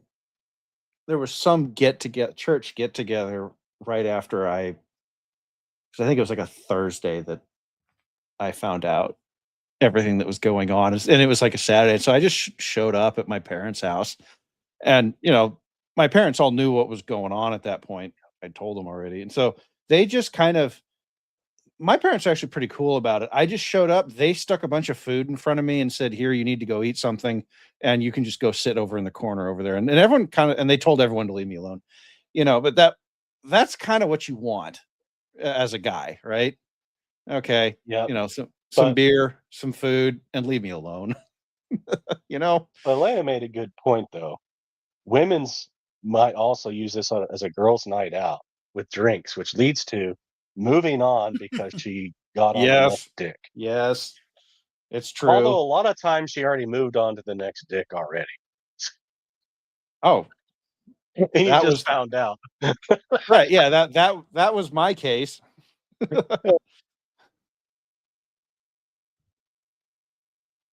All All right. right. Okay, see, you want to scroll now?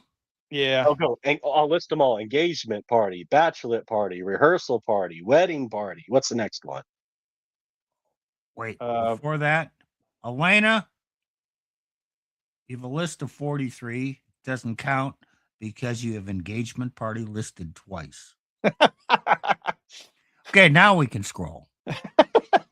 so Then it's only 42. reception party, and honeymoon party. Man, that's a crap ton of parties just for this. And by the way, extravagant parties. A lot of times, extravagant amounts of money being Um, spent to worship the lady in her special days and get wedding lots of free crap. the wedding stuff is obscene. Okay. A wedding reception can easily run a food bill of $2,000 to $3,000 just for that. If you the bachelorette party is usually just blowout drunk, so you're probably pushing $1,500 for that. Wedding party. Well, I mean, weddings are $30,000 to $60,000 affairs, and that's cheap. That for a lot of these women, that's you're cheaping out on them if that's all you spent on it. I've heard it's getting routine for $80,000 to $100,000 weddings these days, Oh my which is gosh. just no, it's this is obscene. Uh, the reception, the wedding reception, of course, so you have to have the party after the wedding. Um, honeymoon parties, I think, That's have just the become. honeymoon. I think they've become more of a thing because it used to be you just kind of got in your car after the reception and left and straight to the honeymoon. But honeymoons have and we can talk. You want to talk about what is required for honeymoons in general. Oh. It's gotten to the point with these where scheduling them can be difficult, so you have to do them later. Like you can't just up and go to Disneyland anymore. No, it's got to happen on a weekend, and you have to order your tickets in months in advance. So it's going to happen when you can get a space. Honeymoons by themselves have gotten ridiculously expensive. See, Elena and we did ours like 6 months after getting married because I just and I wanted to go to Hawaii and I could afford it, but it was $15,000 to do it. $15,000 So to do. you mean you for your honeymoon, you can't do it the old-fashioned way? Just get in your car and drive to Niagara Falls? Not anymore. No, you have to. The honeymoon has to be a production. There needs to be palm trees and high-end resorts involved, or it's not a real honeymoon. Oh, well, you haven't gotten you glossed over one thing. The wedding. There's a special category of wedding. Oh, destination wedding. Oh God. Oh yeah. Now talk to us about that. Oh, okay. So you know how I said it costs, $15,000 to do, a honeymoon. We went to Hawaii. Okay. Now that was for a couple weeks. Destination weddings, but here's how destination weddings work. You have to convince everyone you invite to come out to your wedding, and you have to pay for all the bridesmaids and the groomsmen to stay at the resort you're doing the wedding at. You have to pay their tickets, typically. A destination wedding,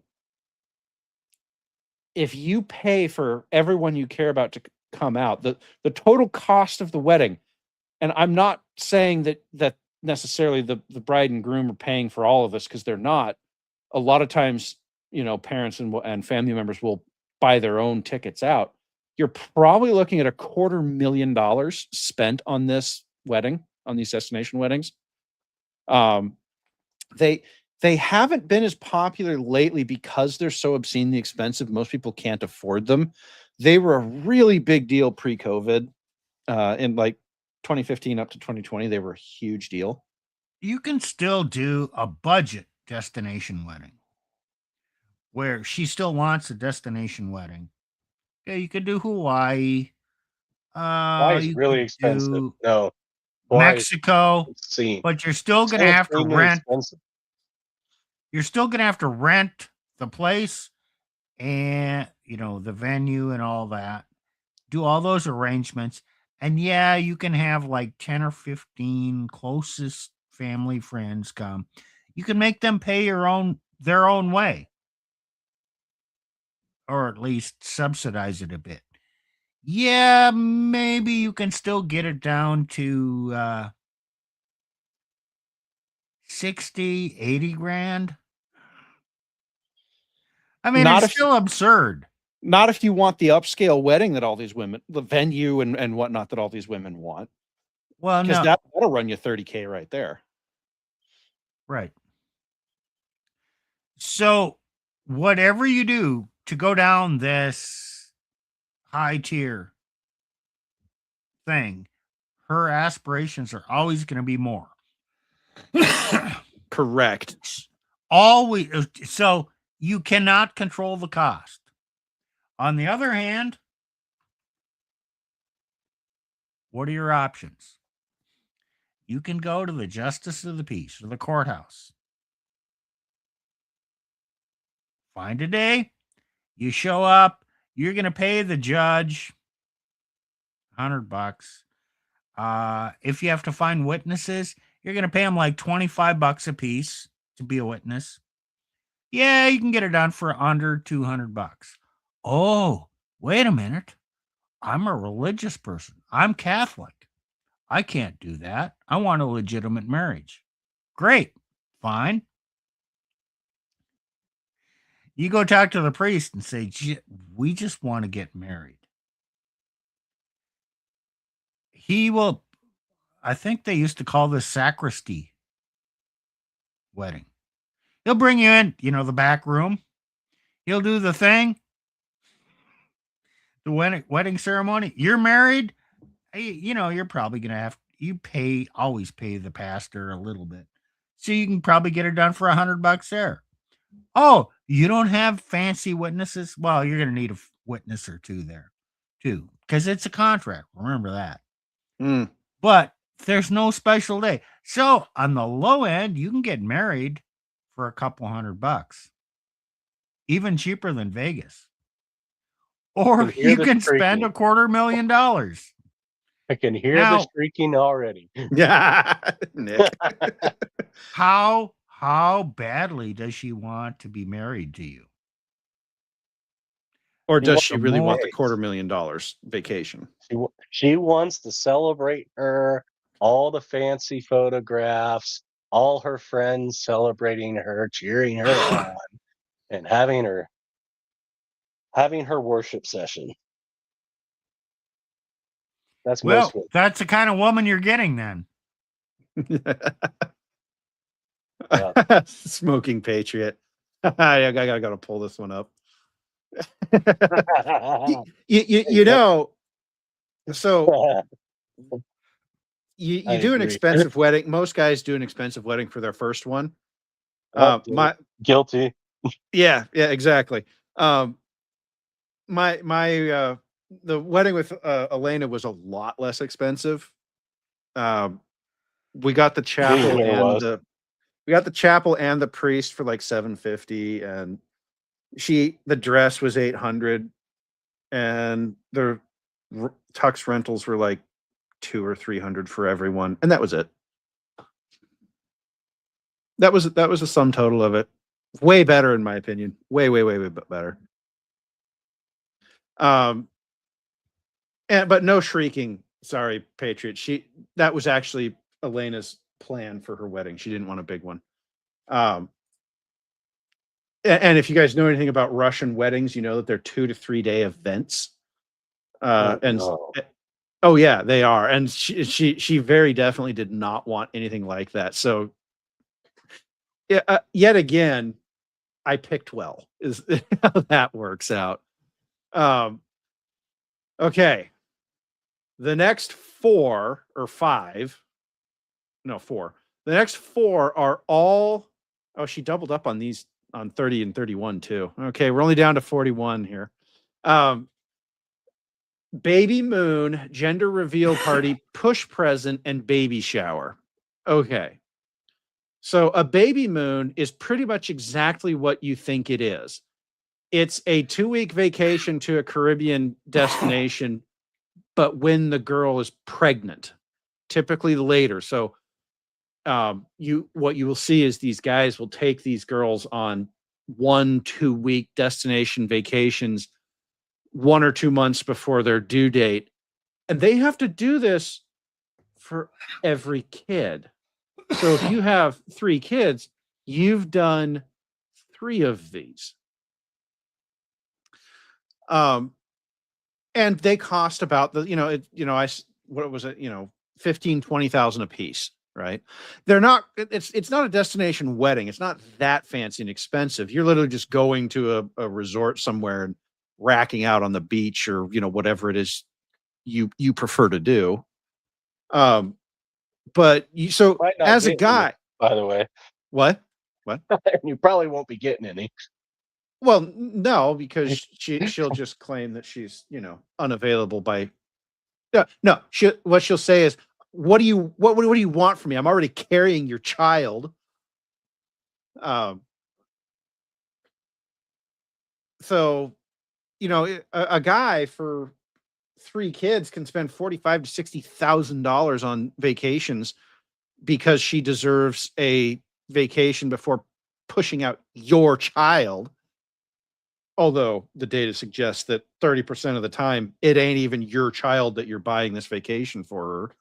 So, there's a fun one to think about. Yeah, just drop $1,500 so she can vacation while pushing out Chad's child from, down the block. Gender reveal party. These don't tend to be as expensive, but the gender reveal party is for Instagram. This is the Instagram party. Well, they have their friends. A lot of times they'll get a location in a restaurant. Tell me how I know. Invite all these people, and what do they expect? Oh, pre-baby shower gifts. Baby shower gifts before they show up. Baby shower gifts before the baby shower. It's just another excuse to be center of attention. Yeah. And cost you money. Well, and the other there's a social advantage, and why gender reveal parties are specifically for Instagram is it's a chance to put out and market your identity politics, your stripe of it, right? You don't tend to see gender reveal parties as much out of the hard right. I'm sure it happens, but it's just not as common over there. These are going to be your lefty email job, HR Karens who are really big into this. However, and the reason I stated that way is because what I do see very commonly on the right is something called the push present. So a push present is in reference to her having to, push the baby out, and you are expected to buy her some expensive gift. A very common thing is a new car. And the logic goes, well, we're having this kid. Don't you want this kid to be protected in a new car with all the latest safety features? And don't you want me protected? In this new car with all these. And then if you're on your if you're on your second or third kid, well, but I need a bigger car, right? I need and we can get even newer, better safety features, right? The new car comes with lane assist, right? My old car didn't have that. So, on the Christian side, you'll see a lot more of this baby shower thing. But although I have seen lots of Christians doing push presents as well, push presents are specifically about her getting something from the man, where baby showers tend to be more about getting something from the group of friends and family. Okay. So, but push presents have to be more expensive. Things like new cars. I've even seen new houses. Well, hey, we've got to get a new house because, now we've got 3 kids. We need that extra bedroom. So where baby showers are more about, they usually tend to be smaller presents, from family and friends and family. Baby showers are also an excuse to put stuff on Instagram. And if the push present is of sufficient status value, that too will be an Instagrammable moment. Oh, look at my guy. He bought, do you see this car he just bought for me? Oh my, I love this thing. I've even seen women, they do car tours of, when they get a push present that's a car, they do tours on Instagram of the car that the guy bought for him. The guy's never around, by the way, or if he is, it's 2 seconds, and then off to the car because it was never really about him. It's 2 seconds. Yay, baby, you're so great. And then he's gone. So all of these fit in that kind of baby thing. And the thing about all of these is a baby moon, gender reveal party, push present, baby shower. These are per kid. Okay. Tell me how. Yeah, I have 7. Right. So she doesn't get one of these in her life. She gets one of these for every kid she pops out. Okay. So now I want you guys to think something, because we keep saying, and this goes to something that we've talked about before. Oh, we just need to incentivize women to have more kids. Holy fucking, if you thought that, look at all this shit women get. Is there not enough incentive? They get endless Instagrammable moments. They get new houses, new cars, new this, new that, new everything. And that's still not enough incentive to get the birth rate above 2, because birth rates are not economic in terms of, because women don't think economically. You're not going to incentivize women with economics to have more kids. They don't think that way. Do they like the stuff they get? Yes. but they like it for its status value. They get the new car that shows that they have status. They get the baby moon. Oh yeah, my husband took me on a $20,000 vacation to insert tropical destination. See, I have status, right? Gifts are a way to demonstrate status. Okay. So you can say, oh, well, but isn't that just economic? Well, it is if the guy can afford it. But no matter what you do with economics, the bell curve is tyrannical. The number of guys who will ever be able to afford this kind of status is always the top 1%.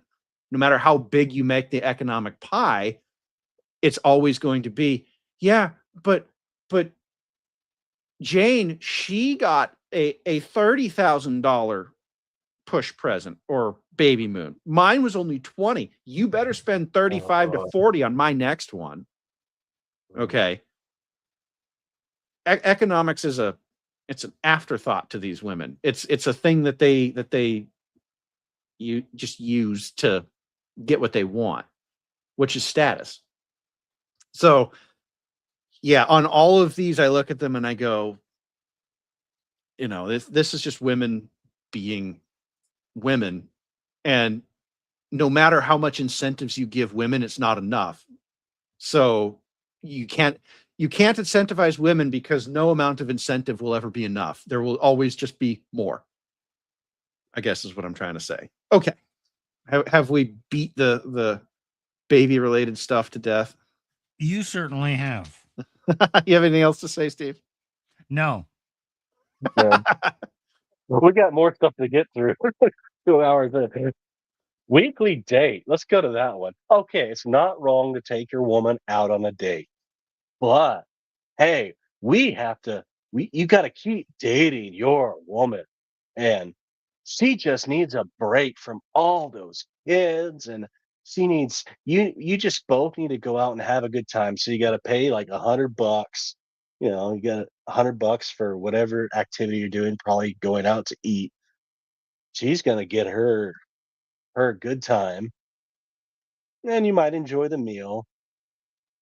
And you got to pay the babysitters too, so it's about $100, maybe more, maybe a little less. And when you get home, she's too tired, too full, Too drunk. Karen fucking teed. Absolutely, yes.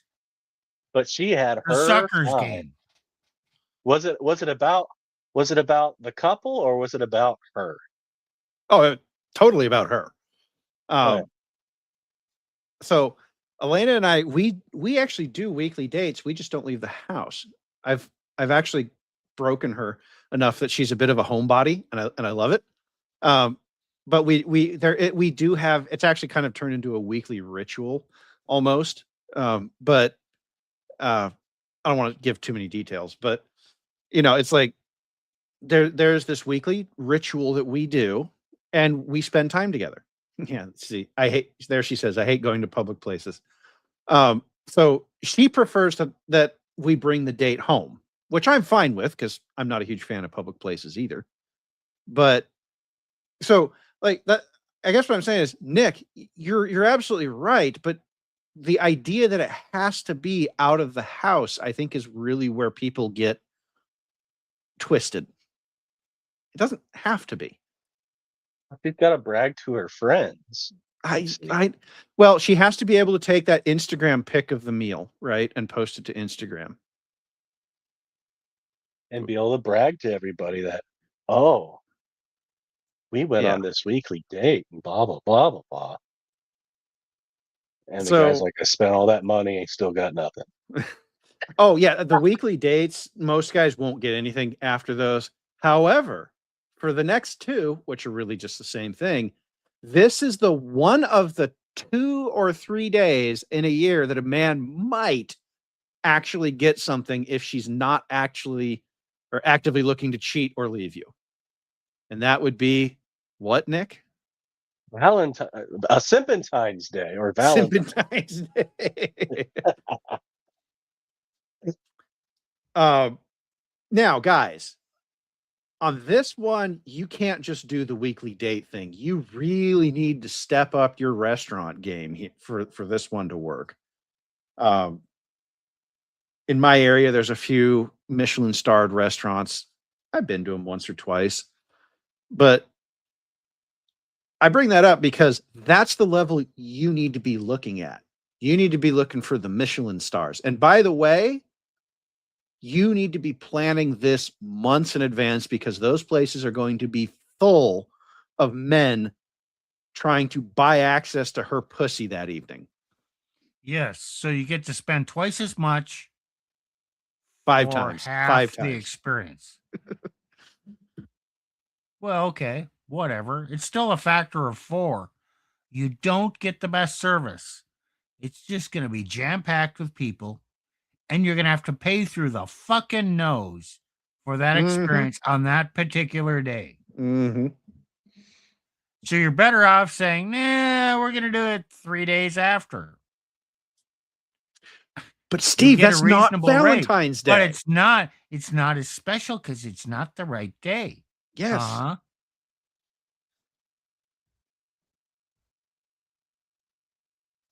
Well, I mean, You are obligated to worship her on Valentine's Day. You got to Fuck show that. her all the love and attention and all this extravagant crap. So not that she cares about you, but so that she can look good in front with her friends when they talk about it. Because they will be talking about it. Oh yeah. Okay. We've done a lot on Valentine's Day before. I know Nick's opinion on it. My opinion on it is occasionally I will spruce up the meal that I for Valentine's Day I will occasionally spruce up the meal, the weekly date meal, but I don't necessarily do it on Valentine's Day. And yeah, Covert exactly. Contract Day. Covert contract guy. Covert contract day. Yep, Yeah, I hate exactly. Valentine's Day. Shall potentially hundreds for it. In best case, you get a starfish. Yeah. Tell me Right. how I know. Oh, Nick, it was the same with me, with my ex. It was the exact same. No different over here. And the thing is if you ask men, most of them will agree with that, and then they will try to convince you that it's so great. Guys, like, don't you get it? It worked. But think about that mentality. These men are so broken and simpy that they tell themselves that it worked. They celebrate it. Go ahead, Steve. Oh, he clicked off. No, okay. I didn't have anything to say there. They're just that desperate. Yeah. And I'm sitting. I got a taste. Oh, and it was so. Wow. I'm going to do that again. Next, I'm waiting for next Valentine's Day. I'm looking forward to that because I know I'm going to get some. And then next year he doesn't, which is how it usually goes. Because the women know this, and they remember, the more of that kind of simping you do, the less they respect you. So they're always trying to see what the minimum they can get away with is. And Valentine's Day is a fantastic shit test measurement day for them. How simpy will he be for me? Okay. Nick. Day. All right. We can move on to Mother's Day. This one. Oh, guys. By the way, God established one day in 7 as a holy day, a holiday. It's called the Lord's Day, the Sabbath day. After Christ rose from the dead, that's the day Christ rose from the dead. But in your churches, no, you won't be celebrating the Lord's Day. You'll be celebrating Worship Mother's Day. And if you don't say Happy Mother's Day from the pulpit, oh, you will get roasted. And this is something I actually had to experience as a pastor. Like, He did not like that. I announced today is the Lord's Day. Hey, Nick, And ju- there was another trend at churches that I noticed too. The Mother's Day sermon had to be either how great women were, or it had to be why men should venerate their women every year. The sermon would be on one of those two veins, if you will. That was my experience growing up. I would have walked out.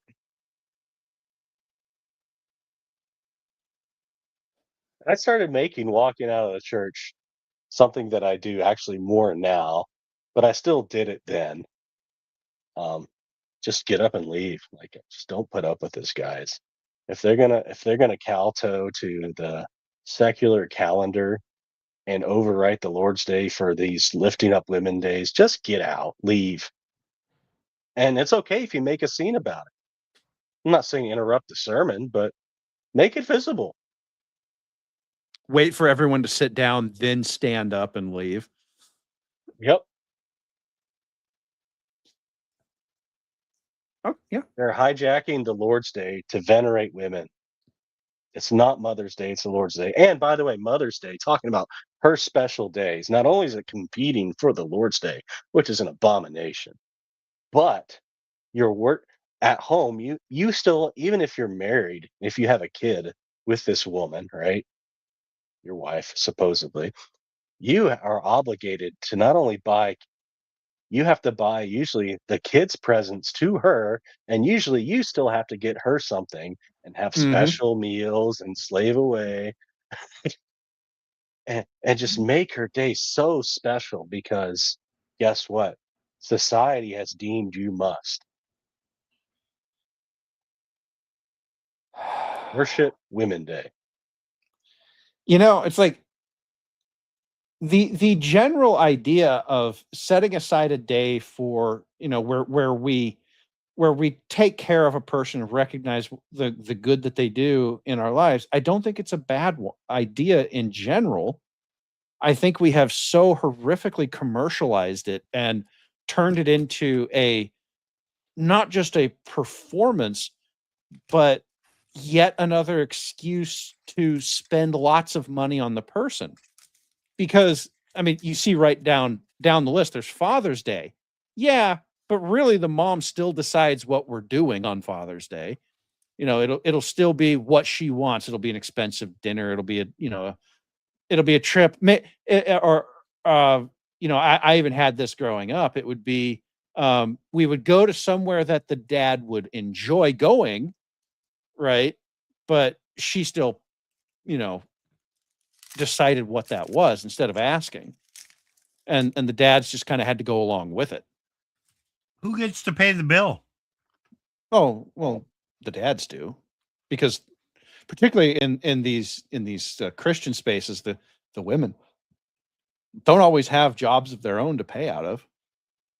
Even if they did, they still expect the man to pay. Yeah. So, you know, the interesting thing about it is even when it's a day for the guys, it's really not a day for the guys. He still has to pay for it. I mean, how many times do you think the guys would just be like on, you know, on Father's Day, some of them, and they were honestly some of the better ones, was we would just go to my parents' house, crack open a few, you know, a few beers with dad and sit down and chat. You know, like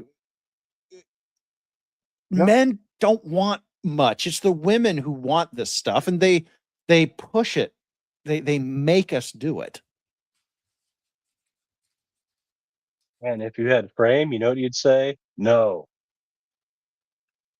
And powerful words, two letters, no. Yeah. Oh, and okay, we're on 34 now. Her husband's birthday. We already did that. We already did Oh that yeah, we already did that. Okay, okay. Oh, with her no, 30, boyfriends. Yeah. 35 then. Oh man, I got stories. No, no, no, no.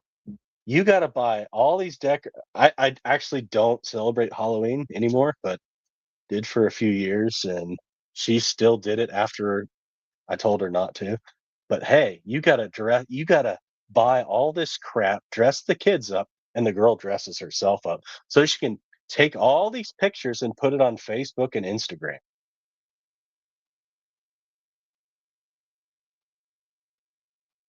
Halloween's another It, interesting one because it's a special day. yeah, it's a chance to spend a lot of money on really unnecessary stuff. You know, of course, the fitness person is talking about Today's holiday. sweets. Um, and there's a lot of that goes on, but Tacticus has another point here that I don't think people think about as much. You know, we talk about what the families do. They have to buy decorations and sweets, and you know, we have to do all this shit for the kids. But the hoe phase holiday, that is, think about all of the costumes that have been turned into slutty version of costume, right? So So we had these Halloween fraternity parties, and man, can I tell you how those ladies, not ladies, whores, dressed up. You wouldn't know the difference from a woman on a street corner than the one that showed up. right, exactly. So Tacticus, that's a great. I'm going to steal that one. It's the hoe phase holiday. Hey Steve, we've got a few left. There's some big ones here at the Yes. end. Okay. I have a question before I get to the end. What day is missing from this entire list? It's a red letter day. Now let's go to the end.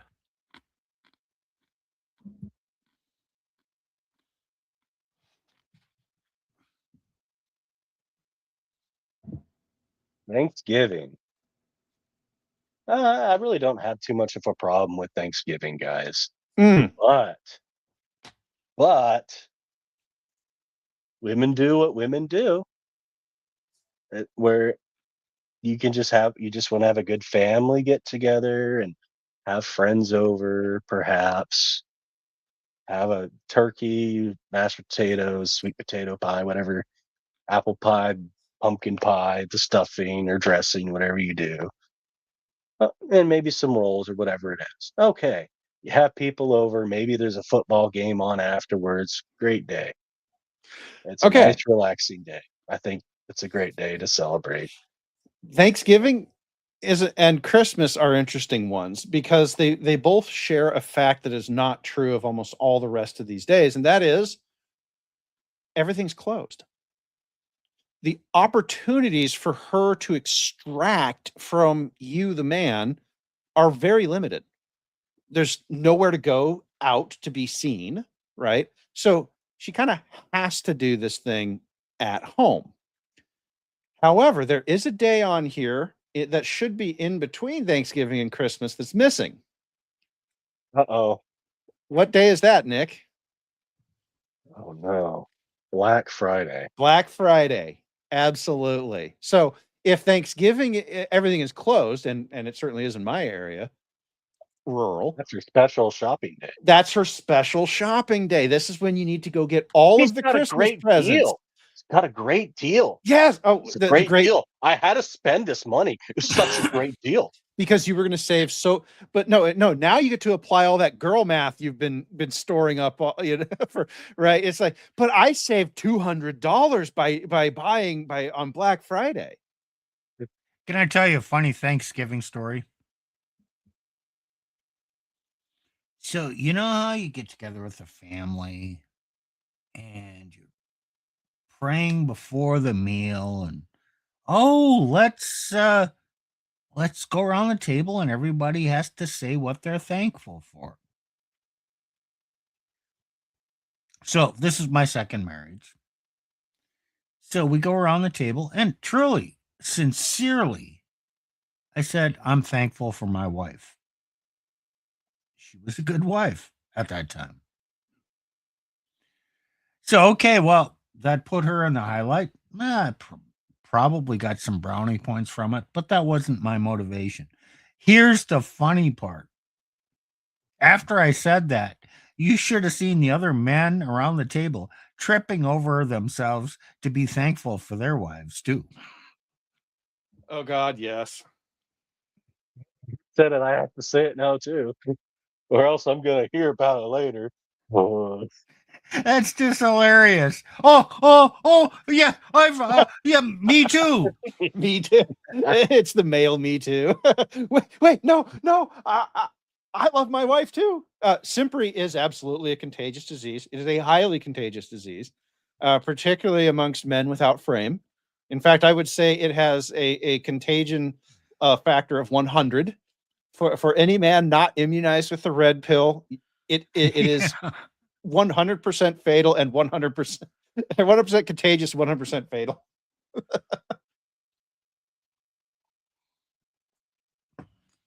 I mean, do we even need to talk about Christmas? Because if you don't get her the right ring, whatever, ring, jewelry, clothes, etc. Oh, And she's got to rearrange all the decorations and yes. all the other all the events that blah blah blah blah blah.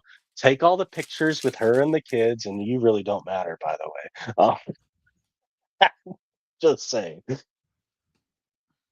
you will be in almost none of the pictures. She'll be in some, but a lot of the kids too. And, Yeah, and it's the Christmas and she'll pictures. scream at the kids for an hour just to get them to sit still and smile. Oh to yeah, get a good picture. Well, and Tell me how I know. And so I was outside drinking a bourbon. I was like, "F this." So I don't know if you guys have seen, but there's this of pictures taken for Christmas, and particularly the ones that end up on Instagram. Here's how it works. There's a picture of the whole family, dad included, mom, dad, kids, whole family. Then there will be a picture of mom and kids. And then there might be pictures of just the kids or individual kids, right? Or mom with each kid individually, right? But dad only gets the full family picture.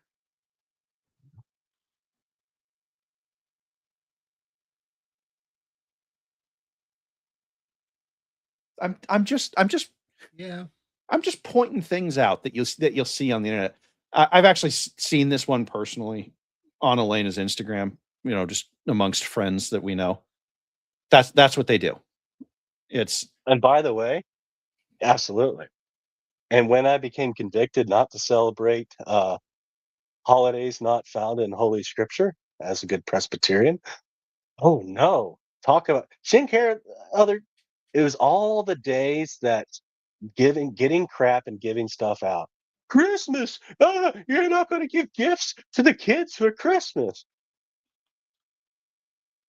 You mean she's not going to have her special holy day where I spend obscene amounts of money so she can have all her stupid crap and I give her a bunch of crap and that's going to get somehow cut off? I still give my kids presents. I just don't call them, Christmas presents. I'm just like, hey, I'm not a Grinch. I know you kids want gifts this time of year. Whatever. Get you some gifts. No big deal. But oh no, the threat that her special day, her most holy day out of every day ever is going to get cut off. Guess who she tried to go around to a pastor's wife who tried to get his man in my presbytery to get her husband to come after me and then talk to the elders in my church behind my back to talk to me about Christmas. And I straight up had a letter of resignation and said, "You're not going to force me to do anything."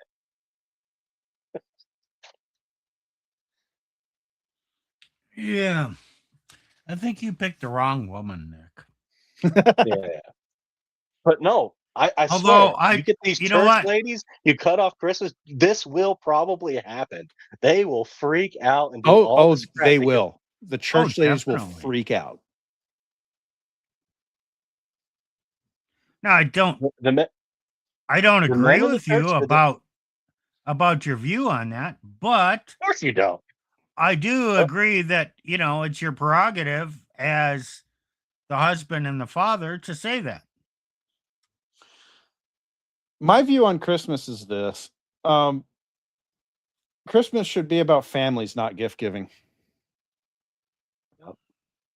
You know, you get together with your family, you have a nice meal, nice conversation, um but these women have turned Christmas, a Christian holiday, into this hyper commercialized excuse to get extravagant gifts. Like, none of that is in the Bible. This is where I totally agree with Nick. None of that is in the Bible at all. There's it's literally just, I want gives me because it's an important day.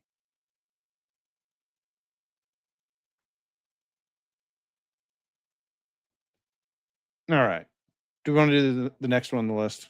Are we done with Christmas? Oh yeah, yeah. New Year's Sure. party. New Year's party, guys. Instagram. I don't have a problem with celebrating New Year's. I actually think it's a good idea. It's not Actually, biblical. It's not a church New calendar. Year's, It's not biblically prescribed, but you can do it. it's New Year's Eve party. Oh, Yeah, that's Elena, guys. Yeah, I know. I'm just saying She- it's she's- Eve, so you can do that special kiss at the special location under the glowing crystal ball when, well, Times Square is a great deal. When the globe drops, okay, you get the countdown, and exactly at midnight, you have to kiss. It's that special moment. It sets a whole year off right. And then, you can even Instagram where you were at that time. Well, If you need that kiss. You need that kiss because you need that Instagram selfie of you getting the kiss under the crystal ball, right? Like you've got to have that if you're gonna, if you're gonna be a woman of status on the internet, you've got to have that picture. So to me, New Year's Eve has become an Instagram holiday. It exists for women to get the appropriate status correlated pictures. That's my view of it. more money wasted to be in Yeah. her frame and do what she wants. Well, more about me. Celebrate me. I need a special and Easter present. Supposedly like the Resurrection Sunday, although I believe the Lord's Day is every Sunday, not just Easter's actually every Sunday. But okay, people have this yearly Easter thing. I get it. It's a traditional Christian thing. But now she's got to get all the kids specially dressed up on this day more than others and have these special outfits and special candy. And everybody needs to get presents on Easter. And you can get some nice presents on Easter. So another day to spend more money and have all these special photos with you not in them. Or perhaps one family picture. The present thing might be more of an Eastern Orthodox Catholic thing. I didn't see as much of that. No. No? It No? was demanded in my house. Seriously? Not by me. I thought it was retarded, but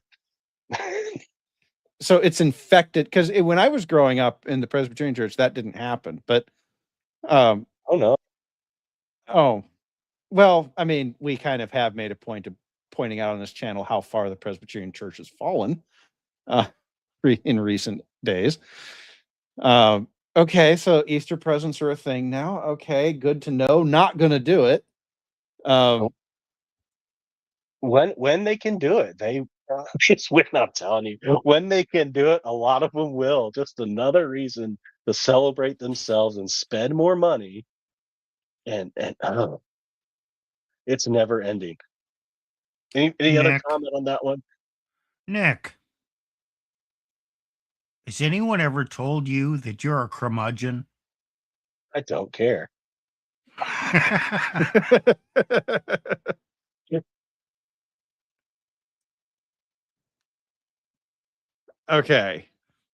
Okay. International Women's Day. This is not a thing in the United States, thank God, although they are trying to import it. But in Russia, this day is bigger than Valentine's Day. And actually a lot of the Eastern bloc countries.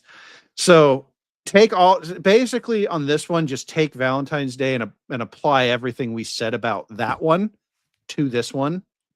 And that's what you're supposed to do for International Female or Women's Day. I think it's International Women's Day. Trips. On a pedestal day. Yeah. Okay. Got to get your trip to Turkey in there, I guess. Got to keep in mind, the communists didn't like Christianity. So St. Valentine's Day, it's kind of too Christian. We can't have that. Yeah. But the women of the world would not allow you to take away a special day. So, well, we're not taking it away. We're giving you International Women's Day, but we're taking away Valentine's Day. Women were pretty much okay with that deal. As long as they get their special day, it's official. Okay, you can trade, but you can't take away. Which is part of what makes this list so sad. Now, I'm just guessing here. I don't know this for a fact, but it makes sense to me.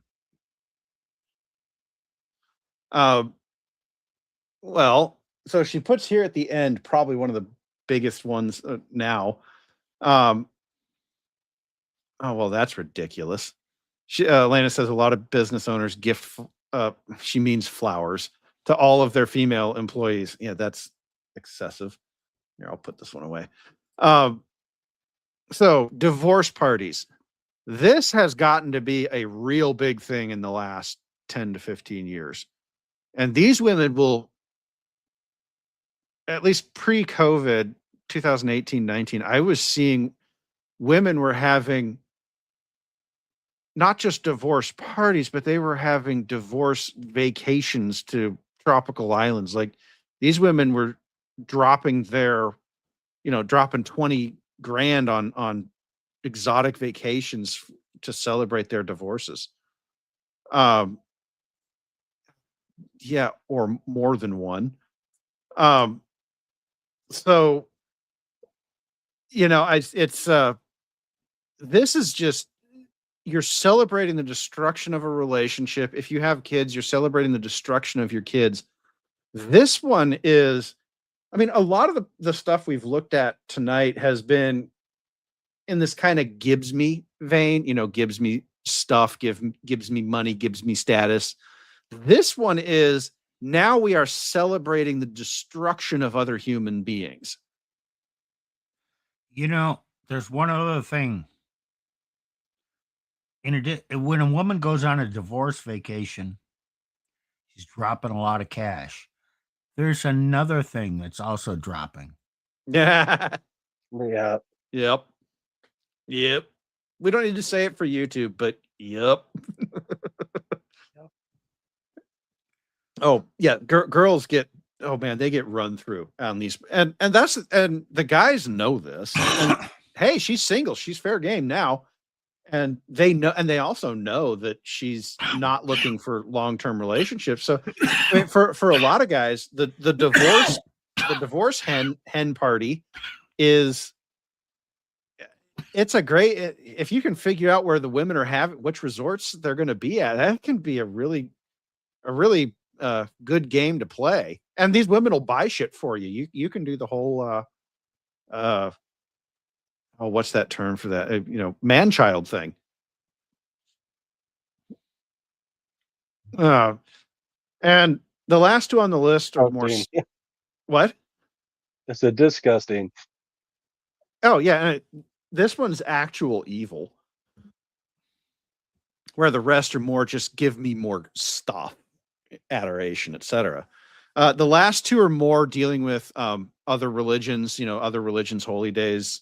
For example, Diwali is a big Indian day where they spend lots of money.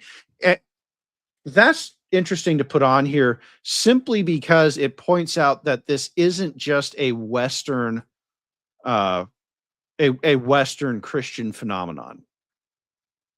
this is worldwide. It is infecting all religions everywhere. Even the Muslims to some extent, although they will swear up and down that it isn't happening. It is. So that's really what the last two in this list are dealing with. And I think we've made it through the whole list. Okay. Now we say we're intelligent men. We say our audience Sometimes we say intelligence men or intelligent men. Come on now, guys. What red letter day is missing? Red letter day. Why red letters? What doghouse day is missing? Anniversary. Mm-hmm. Yes. Another day Okay. where it's all about, it's not about you being married. It's about whining and dining her and giving her an expensive gift and her using your money to buy you something you probably don't want. And then you will And you have not to get celebrate anything. You will not get anything on this day. how thankful you are and how special she is that she's in your life. And you're celebrating the day that you were so fortunate that she married you and made you this happy man. And now, remember, the woman is the one who enables a man to reach any level of success. So without her, you would have been nothing. So you absolutely need to recognize your better half and how she is the catalyst that has made you into the man you are today. behind every successful man is a woman or something. I don't know what the Behind word behind every is. successful man is a woman rolling her eyes. Is the quote. But damn, how many guys forget the anniversary Well, because and get the in trouble? No, we don't. Oh God, no. well, I didn't forget the wedding anniversary. You know why? I You had weren't a al- chance. Well, no, actually, but Nick, Most of the that's what I time, was though. saying. That's what I was saying earlier. Early on in a marriage, it can look like that, but after a few years, you recognize that no, you don't. The anniversary is her day, and she doesn't want to, and you are bad for asking for that on the anniversary. You Yep. shouldn't want that. You Oh, know, I found text messages afterwards about complaining about, I bet he expects me to butt out to her friends. I was like, really? You're talking about me, our anniversary, to these effing yeah, church ladies? I'm yeah. like, what the hell? No, so guys, if you expect to get some on your anniversary, lock that shit down. The answer No. is no. No.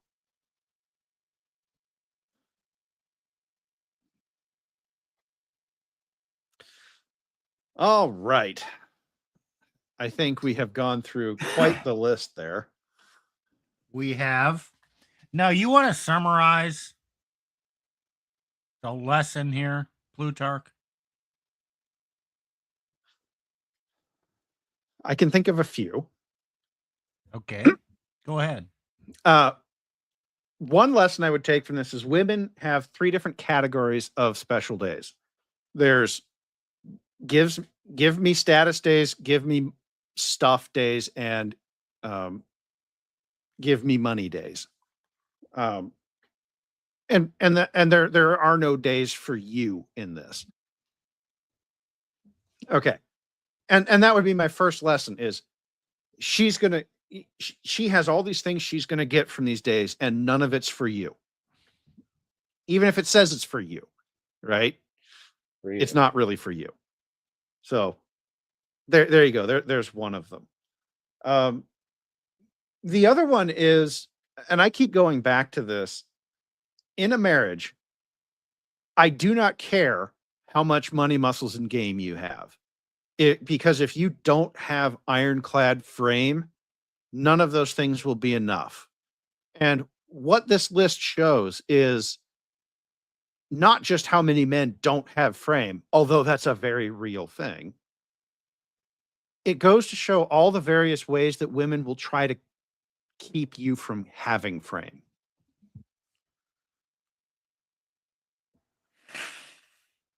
Frame is the only thing that can save your marriage, guys.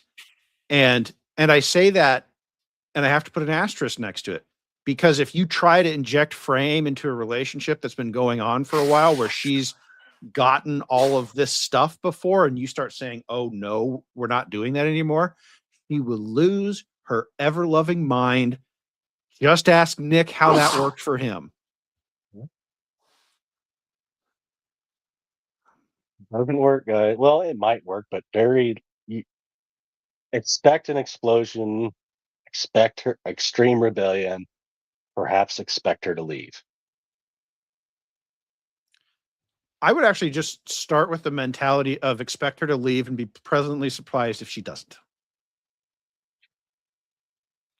So, yeah, that brings up a point. A man, I have no proof of this, but I think every man has that essence of masculinity within him. In many cases, it's undeveloped. But God created him with the dominion. Now, if he hasn't exercised that early on in his relationship, and he finds it later,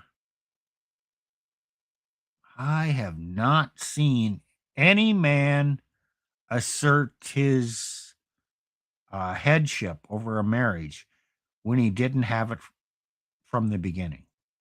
Now, maybe it's possible. I just haven't seen it. Or a man can have it from the beginning, but a lot of times what happens is he has it from the beginning, but there's the betazization by 1,000 concessions, and you've lost frame, and chances are you won't be able to reestablish frame and keep her. Chances are, Nick, honestly, are there any cases where you know of a case where a man has lost frame and regained it? No. No. Well, regain frame, yes, but she still leaves. Right. Yeah. You regain Exactly. frame. You can have one or the other, guys. And that's why we said early on in the stream, it's okay to walk, guys. It's okay to leave. Because the reality is, if this list is what she's made your life about, the moment you take this list away, she's going to leave anyway. Because she's already left the marriage. She's just here because you provide her with stuff and status and adoration. And this Dick, list she gets is somewhere else. And this list is the list of her special days where men in society pedestalized women. So think And if about you this pedestalize list. women, you don't have frame. So think about this list as a treadmill. You are on this treadmill. You need to keep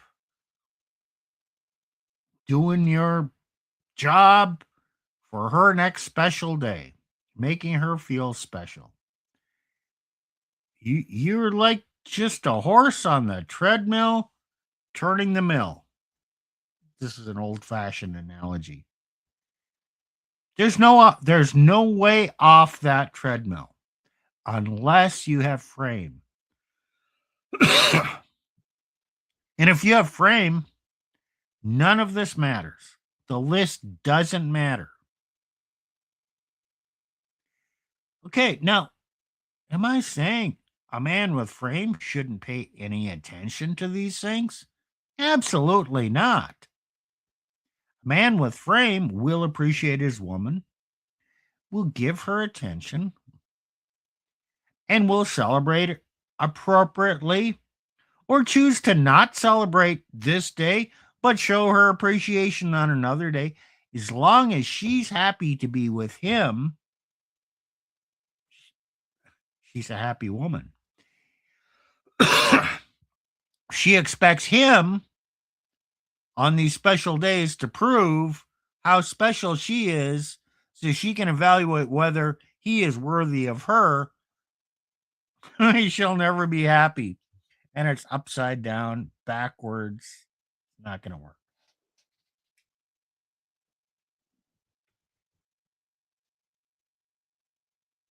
All right. Any other closing comments, guys? No, My question for Alana after this is, how the hell did you miss anniversary? because we don't make a big deal out of it. Oh,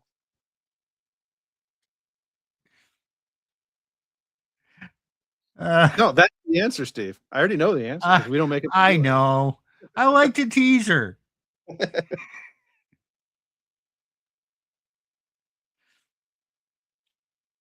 all right. All right. Next week, we did promise that we would do an episode on the recent geopolitical explosions. We were actually talking about that before the stream. So we will do that. It will not be as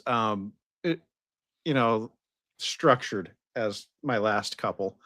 And so, we'll kind of bounce around to some different ideas, but one of the things that I would just caution people is, yeah, we've been waiting a couple weeks to do this, and we've been doing that intentionally.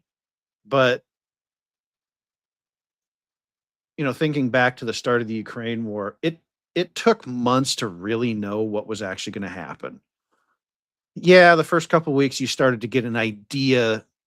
The first couple weeks was when you knew kind of what, that the Ukrainians weren't going to fold immediately, right? And it's like, okay, now we have to pay attention to this thing longer term. That's kind of what we're dealing with here.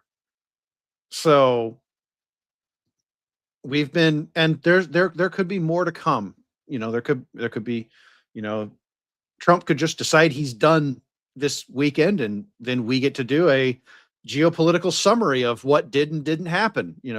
Did the United States get anything or not? Or we could be sitting here going, we really don't have a lot of good information yet, still going on, and so it's going to be hard to come up with some sort of concrete, this is going to happen or not in certain ways. So the focus will be on trying to map out what has happened, what the effects of that are, and then plot out some different strategies, or, different paths forward from there. So that's why it's going to be looser than my prior ones.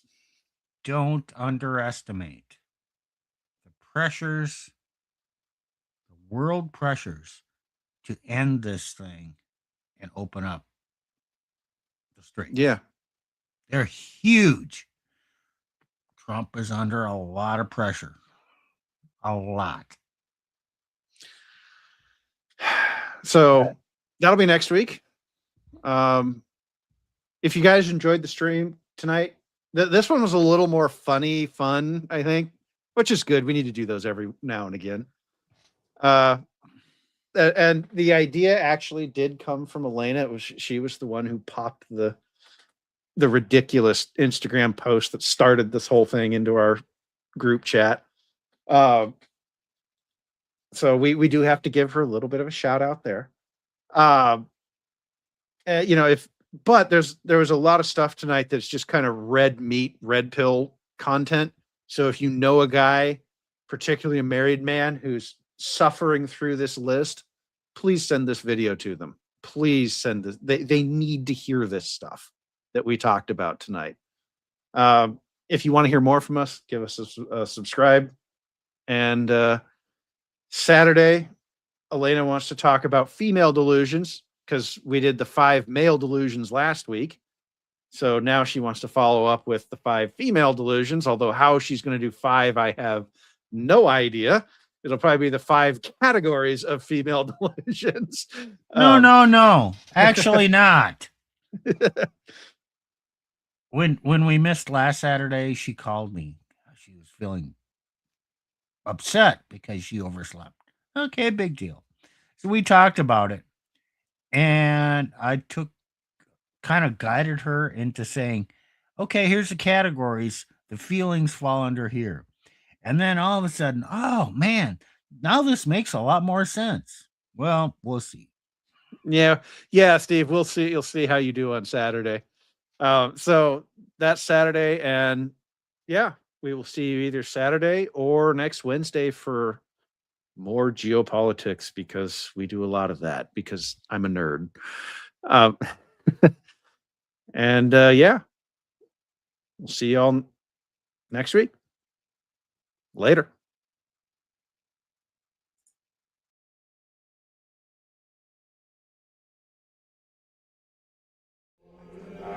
There was a firefight!